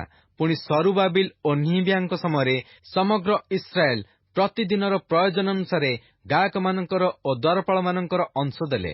ଆଉ ଲୋକମାନେ ଲେବୀୟମାନଙ୍କ ନିମନ୍ତେ ଦ୍ରବ୍ୟ ପ୍ରତିଷ୍ଠା କଲେ ଓ ଲେବୀୟମାନେ ହାରଣ ସନ୍ତାନଗଣ ନିମନ୍ତେ ଦ୍ରବ୍ୟ ପ୍ରତିଷ୍ଠା କଲେ। ନିହିମିୟା ଅଧ୍ୟାୟ 13। ସେହିଦିନ ସେମାନେ ଲୋକମାନଙ୍କ କର୍ଣ୍ଣଗୋଚରରେ ମୋଶାଙ୍କ ପୁସ୍ତକରୁ ପାଠ କଲେ। ପୁଣି ତହିଁ ମଧ୍ୟରେ ଲିଖିତ ଏହି କଥା ମିଳିଲା ଯେ ଅମୋନୀୟ ଓ ମୋଆବୀୟ ଲୋକ ଅନନ୍ତକାଳ ପରମେଶ୍ୱରଙ୍କ ସମାଜରେ ପ୍ରବେଶ କରିବେ ନାହିଁ, କାରଣ ସେମାନେ ଅନ୍ନ ଜଳ ନେଇ ଇସ୍ରାଏଲ ସନ୍ତାନଗଣକୁ ଭେଟିଲେ ନାହିଁ। ମାତ୍ର ସେମାନଙ୍କୁ ଶାପ ଦେବା ନିମନ୍ତେ ସେମାନଙ୍କ ପ୍ରତିକୂଳରେ ବିଲିୟମକୁ ବେତନ ଦେଲେ। ତଥାପି ଆମ୍ଭମାନଙ୍କର ପରମେଶ୍ୱର ସେହି ଶାପକୁ ଆଶୀର୍ବାଦରେ ପରିଣତ କଲେ। ସେତେବେଳେ ସେମାନେ ଏହି ବ୍ୟବସ୍ଥା ଶୁଣି ଇସ୍ରାଏଲ ମଧ୍ୟରୁ ସମଗ୍ର ମିଶ୍ରିତ ଜନତାକୁ ପୃଥକ୍ କଲେ। ଏଥିପୂର୍ବେ ଆମ୍ଭମାନଙ୍କ ପରମେଶ୍ୱରଙ୍କ ଗୃହସ୍ଥିତ କୋଠରୀ ସକଳର ଅଧ୍ୟକ୍ଷ ଇଲିଆସିବ୍ ଯାଜକ ଟୋବିୟର କୁଟୁମ୍ବ ହେବାରୁ ତାହା ନିମନ୍ତେ ଏକ ବୃହତ୍ କୋଠରୀ ପ୍ରସ୍ତୁତ କରିଥିଲା। ମାତ୍ର ପୂର୍ବେ ଲୋକମାନେ ସେହି ସ୍ଥାନରେ ଭକ୍ଷ୍ୟ ନୈବେଦ୍ୟ, କୁନ୍ଦୁରୁ ଓ ପାତ୍ରାଦି ଓ ଆଜ୍ଞା ପ୍ରମାଣେ ଲେବୀୟ ଓ ଗାୟକ ଓ ଦ୍ୱାରପାଳମାନଙ୍କ ନିମନ୍ତେ ଦେୟ ଶସ୍ୟ, ଦ୍ରାକ୍ଷାରସ ଓ ତୈଳର ଦଶମାଂଶ, ଆଉ ଯାଜକମାନଙ୍କ ନିମନ୍ତେ ଉତ୍ତୋଳନୀୟ ଉପହାର ରଖୁଥିଲେ। ମାତ୍ର ମୁଁ ଏସବୁ ସମୟରେ ଜିରୁସାଲମରେ ନଥିଲି, କାରଣ ବାବିଲର ଅର୍ତ୍ତକ୍ଷସ୍ତ ରାଜାଙ୍କ ଅଧିକାରର 32 ବର୍ଷରେ ମୁଁ ରାଜାଙ୍କ ନିକଟକୁ ଗଲି ଓ କେତେକ ଦିନ ଉତ୍ତାରେ ରାଜାଙ୍କୁ ବିଦାୟ ମାଗିଲି। ଏ ଉତ୍ତାରେ ମୁଁ ଜିରୁସାଲମକୁ ଆସି ଇଲିଆସିବ୍ ଟୋବିୟ ନିମନ୍ତେ ପରମେଶ୍ୱରଙ୍କ ଗୃହର ପ୍ରାଙ୍ଗଣରେ ଏକ କୋଠରୀ ପ୍ରସ୍ତୁତ କରି ଯେଉଁ ଅନିଷ୍ଟ କରିଥିଲା ତାହା ବୁଝିଲି। ଏଥିରେ ମୁଁ ଅତ୍ୟନ୍ତ ଦୁଃଖିତ ହେଲି। ଏହେତୁ ମୁଁ ସେହି କୋଠରୀରୁ ଟୋବିୟର ସମସ୍ତ ଗୃହ ସାମଗ୍ରୀ ବାହାର କରି ପକାଇଦେଲି। ତେଣୁ ମୁଁ ଆଜ୍ଞା କରନ୍ତେ ସେମାନେ କୋଠରୀ ସବୁ ସୂଚୀ କଲେ। ତେବେ ମୁଁ ସେଠାକୁ ପୁନର୍ବାର ପରମେଶ୍ୱରଙ୍କ ଗୃହର ପାତ୍ରାଦି ଓ ଭକ୍ଷ୍ୟ ନୈବେଦ୍ୟ ଓ କୁନ୍ଦୁରୁ ଆଣିଲି। ଆହୁରି ମୁଁ ଦେଖିଲି ଯେ ଲେବୀୟମାନଙ୍କ ଅଂଶ ସେମାନଙ୍କୁ ଦିଆଯାଇ ନଥିଲା। ତେଣୁ କର୍ମକାରୀ ଲେବୀୟମାନେ ଓ ଗାୟକମାନେ ପ୍ରତ୍ୟେକେ ଆପଣା ଆପଣା ଭୂମିକି ପଳାଇ ଯାଇଥିଲେ। ତହିଁରେ କି ହେତୁ ପରମେଶ୍ୱରଙ୍କ ଗୃହ ପରିତ୍ୟକ୍ତ ହୋଇଅଛି, ଏହା କହି ମୁଁ ଅଧ୍ୟକ୍ଷମାନଙ୍କ ସଙ୍ଗେ ବାଦାନୁବାଦ କଲି। ପୁଣି ମୁଁ ସେମାନଙ୍କୁ ଏକତ୍ର କରି ସ୍ୱ ପଦରେ ସେମାନଙ୍କୁ ନିଯୁକ୍ତ କଲି। ତେଣୁ ସମଗ୍ର ଜିହୁଦା ଶସ୍ୟ ଓ ଦ୍ରାକ୍ଷାରସ ଓ ତୈଳର ଦଶମାଂଶ ଭଣ୍ଡାରକୁ ଆଣିଲେ। ତହିଁରେ ମୁଁ ସେଲିମିୟ ଯାଜକକୁ ଓ ସାଦୋକ ଅଧ୍ୟାପକକୁ ଓ ଲେବୀୟମାନଙ୍କ ମଧ୍ୟରୁ ପଦାୟାକୁ ଭଣ୍ଡାର ସମୂହର ଅଧ୍ୟକ୍ଷ କଲି। ସେମାନଙ୍କ ତଳେ ମତନିୟର ପୌତ୍ର ସକୁରର ପୁତ୍ର ହାନନ୍ ରହିଲା, କାରଣ ସେମାନେ ବିଶ୍ୱସ୍ତ ଗଣିତ ଥିଲେ। ଏଣୁ ଆପଣା ଭ୍ରାତୃଗଣକୁ ବିତରଣ କରିବାର କାର୍ଯ୍ୟ ସେମାନଙ୍କର ହେଲା। ହେ ମୋହର ପରମେଶ୍ୱର, ଏ ବିଷୟରେ ମୋତେ ସ୍ମରଣ କର। ଆଉ ମୁଁ ମୋହର ପରମେଶ୍ୱରଙ୍କ ଗୃହ ଓ ତହିଁର ପାଳନୀୟ ବିଷୟ ନିମନ୍ତେ ଯାହା କରିଅଛି, ମୋହରକୃତ ସେହି ସୁକର୍ମ ସବୁ ନିଭାଇ ନ ଦିଅ। ସେହି ସମୟରେ ମୁଁ ଜିହୁଦା ବଂଶରେ କେତେକ ଲୋକଙ୍କୁ ବିଶ୍ରାମବାରରେ ଦ୍ରାକ୍ଷାଯନ୍ତ୍ର ଦଳିବାର ଓ ବିଡ଼ା ଭିତରକୁ ଆଣିବାର ଓ ଗର୍ଦ୍ଧବ ଉପରେ ବୋଝାଇ କରିବାର, ମଧ୍ୟ ବିଶ୍ରାମ ଦିନରେ ଦ୍ରାକ୍ଷାରସ, ଦ୍ରାକ୍ଷାଫଳ ଓ ଡିମ୍ବୁରି ଫଳ ଓ ସର୍ବପ୍ରକାର ବୋଝ ଜିରୁସାଲେମକୁ ଆଣିବାର ଦେଖିଲି। ପୁଣି ଯେଉଁଦିନ ସେମାନେ ଭକ୍ଷ୍ୟଦ୍ରବ୍ୟ ବିକ୍ରୟ କଲେ, ସେହିଦିନ ମୁଁ ସେମାନଙ୍କ ପ୍ରତିକୂଳରେ ସାକ୍ଷ୍ୟ ଦେଲି। ମଧ୍ୟ ନଗରରେ ସୋରିୟ ଲୋକେ ବାସ କରୁଥିଲେ। ସେମାନେ ମତ୍ସ୍ୟ ଓ ସର୍ବପ୍ରକାର ବିକ୍ରୟ ଦ୍ରବ୍ୟ ଆଣି ବିଶ୍ରାମ ବାରରେ ଜିହୁଦାର ସନ୍ତାନଗଣ ନିକଟରେ ଓ ଜିରୁସାଲେମରେ ବିକ୍ରୟ କଲେ। ତହିଁରେ ମୁଁ ଜିହୁଦାର କୁଳୀନମାନଙ୍କ ସଙ୍ଗେ ବାଦାନୁବାଦ କରି ସେମାନଙ୍କୁ କହିଲି, ତୁମ୍ଭେମାନେ ବିଶ୍ରାମ ଦିନ ଅପବିତ୍ର କରି ଏ କି କୁକର୍ମ କରୁଅଛ? ତୁମମାନଙ୍କ ପିତୃପୁରୁଷମାନେ କଣ ଏପରି କାର୍ଯ୍ୟ କଲେ ନାହିଁ? ଆଉ ତହିଁ ସକାଶୁ ଆମ୍ଭମାନଙ୍କ ପରମେଶ୍ୱର କି ଆମ୍ଭମାନଙ୍କ ଉପରେ ଓ ଏହି ନଗର ଉପରେ ଏହି ସବୁ ଅମଙ୍ଗଳ ଘଟାଇ ନାହାନ୍ତି? ତଥାପି ତୁମେମାନେ ବିଶ୍ରାମ ଦିନ ଅପବିତ୍ର କରି ଇସ୍ରାଏଲ ଉପରକୁ ଆହୁରି କୋପ ଆଣୁଅଛ। ଏଉତାରେ ବିଶ୍ରାମବାର ପୂର୍ବେ ଜିରୁସାଲେମର ଦ୍ୱାର ସବୁ ଅନ୍ଧାର ହେବାକୁ ଲାଗିବା ବେଳେ ମୁଁ କବାଟ ସବୁ ବନ୍ଦ କରିବାକୁ ଆଜ୍ଞା ଦେଲି। ଆହୁରି ବିଶ୍ରାମବାର ଗତ ନୋହିବା ପର୍ଯ୍ୟନ୍ତ ମେଲା ନ କରିବାକୁ ଆଜ୍ଞା ଦେଲି। ପୁଣି ବିଶ୍ରାମ ଦିନ କୌଣସି ବୋଝ ଭିତରକୁ ଅଣା ନ ଯିବା ପାଇଁ ମୁଁ ଆପଣା ଦାସମାନଙ୍କ ମଧ୍ୟରୁ କେତେକଙ୍କୁ ଦ୍ୱାର ସମୂହରେ ନିଯୁକ୍ତ କଲି। ତହିଁରେ ବଣିକମାନେ ଓ ସର୍ବପ୍ରକାର ଦ୍ରବ୍ୟ ବିକ୍ରୟକାରୀମାନେ 1-2 ଥର ଜିରୁସାଲେମ ବାହାରେ ରାତ୍ରି କ୍ଷେପଣ କଲେ। ତହିଁରେ ମୁଁ ସେମାନଙ୍କ ପ୍ରତିକୂଳରେ ସାକ୍ଷ୍ୟ ଦେଇ ସେମାନଙ୍କୁ କହିଲି, ତୁମେମାନେ କାହିଁକି ପ୍ରାଚୀର ନିକଟରେ ରାତ୍ରି କ୍ଷେପଣ କରୁଅଛ?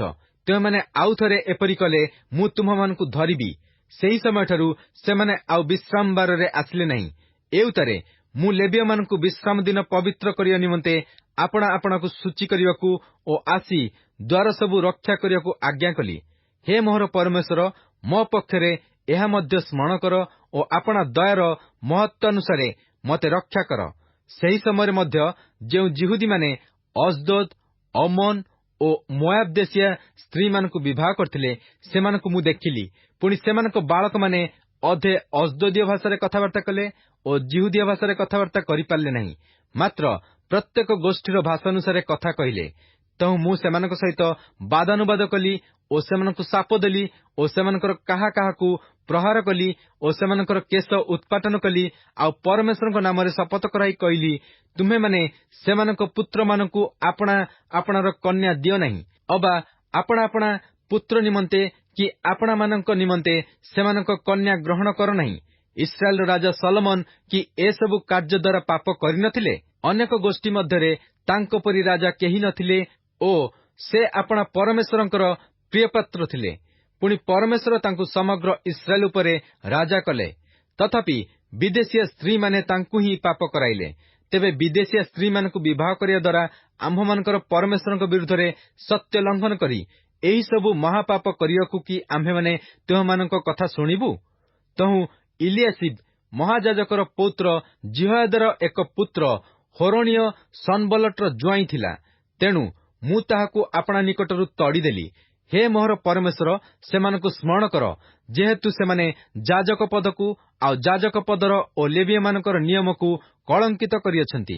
ଏହି ରୂପେ ମୁଁ ସେମାନଙ୍କୁ ବିଦେଶୀୟ ସମସ୍ତଙ୍କଠାରୁ ପରିଷ୍କାର କଲି ଓ ପ୍ରତ୍ୟେକର କାର୍ଯ୍ୟାନୁସାରେ ଯାଜକମାନଙ୍କର ଓ ଲେବୀୟମାନଙ୍କର ରକ୍ଷଣୀୟ ନିରୂପଣ କଲି। ଆଉ ନିରୂପିତ ସମୟରେ କାଷ୍ଠ ଓ ପ୍ରଥମଜାତ ଫଳର ଉପହାର ନିମନ୍ତେ ଲୋକ ନିଯୁକ୍ତ କଲି। ହେ ମୋହର ପରମେଶ୍ୱର, ମଙ୍ଗଳ ନିମନ୍ତେ ମତେ ସ୍ମରଣ କର।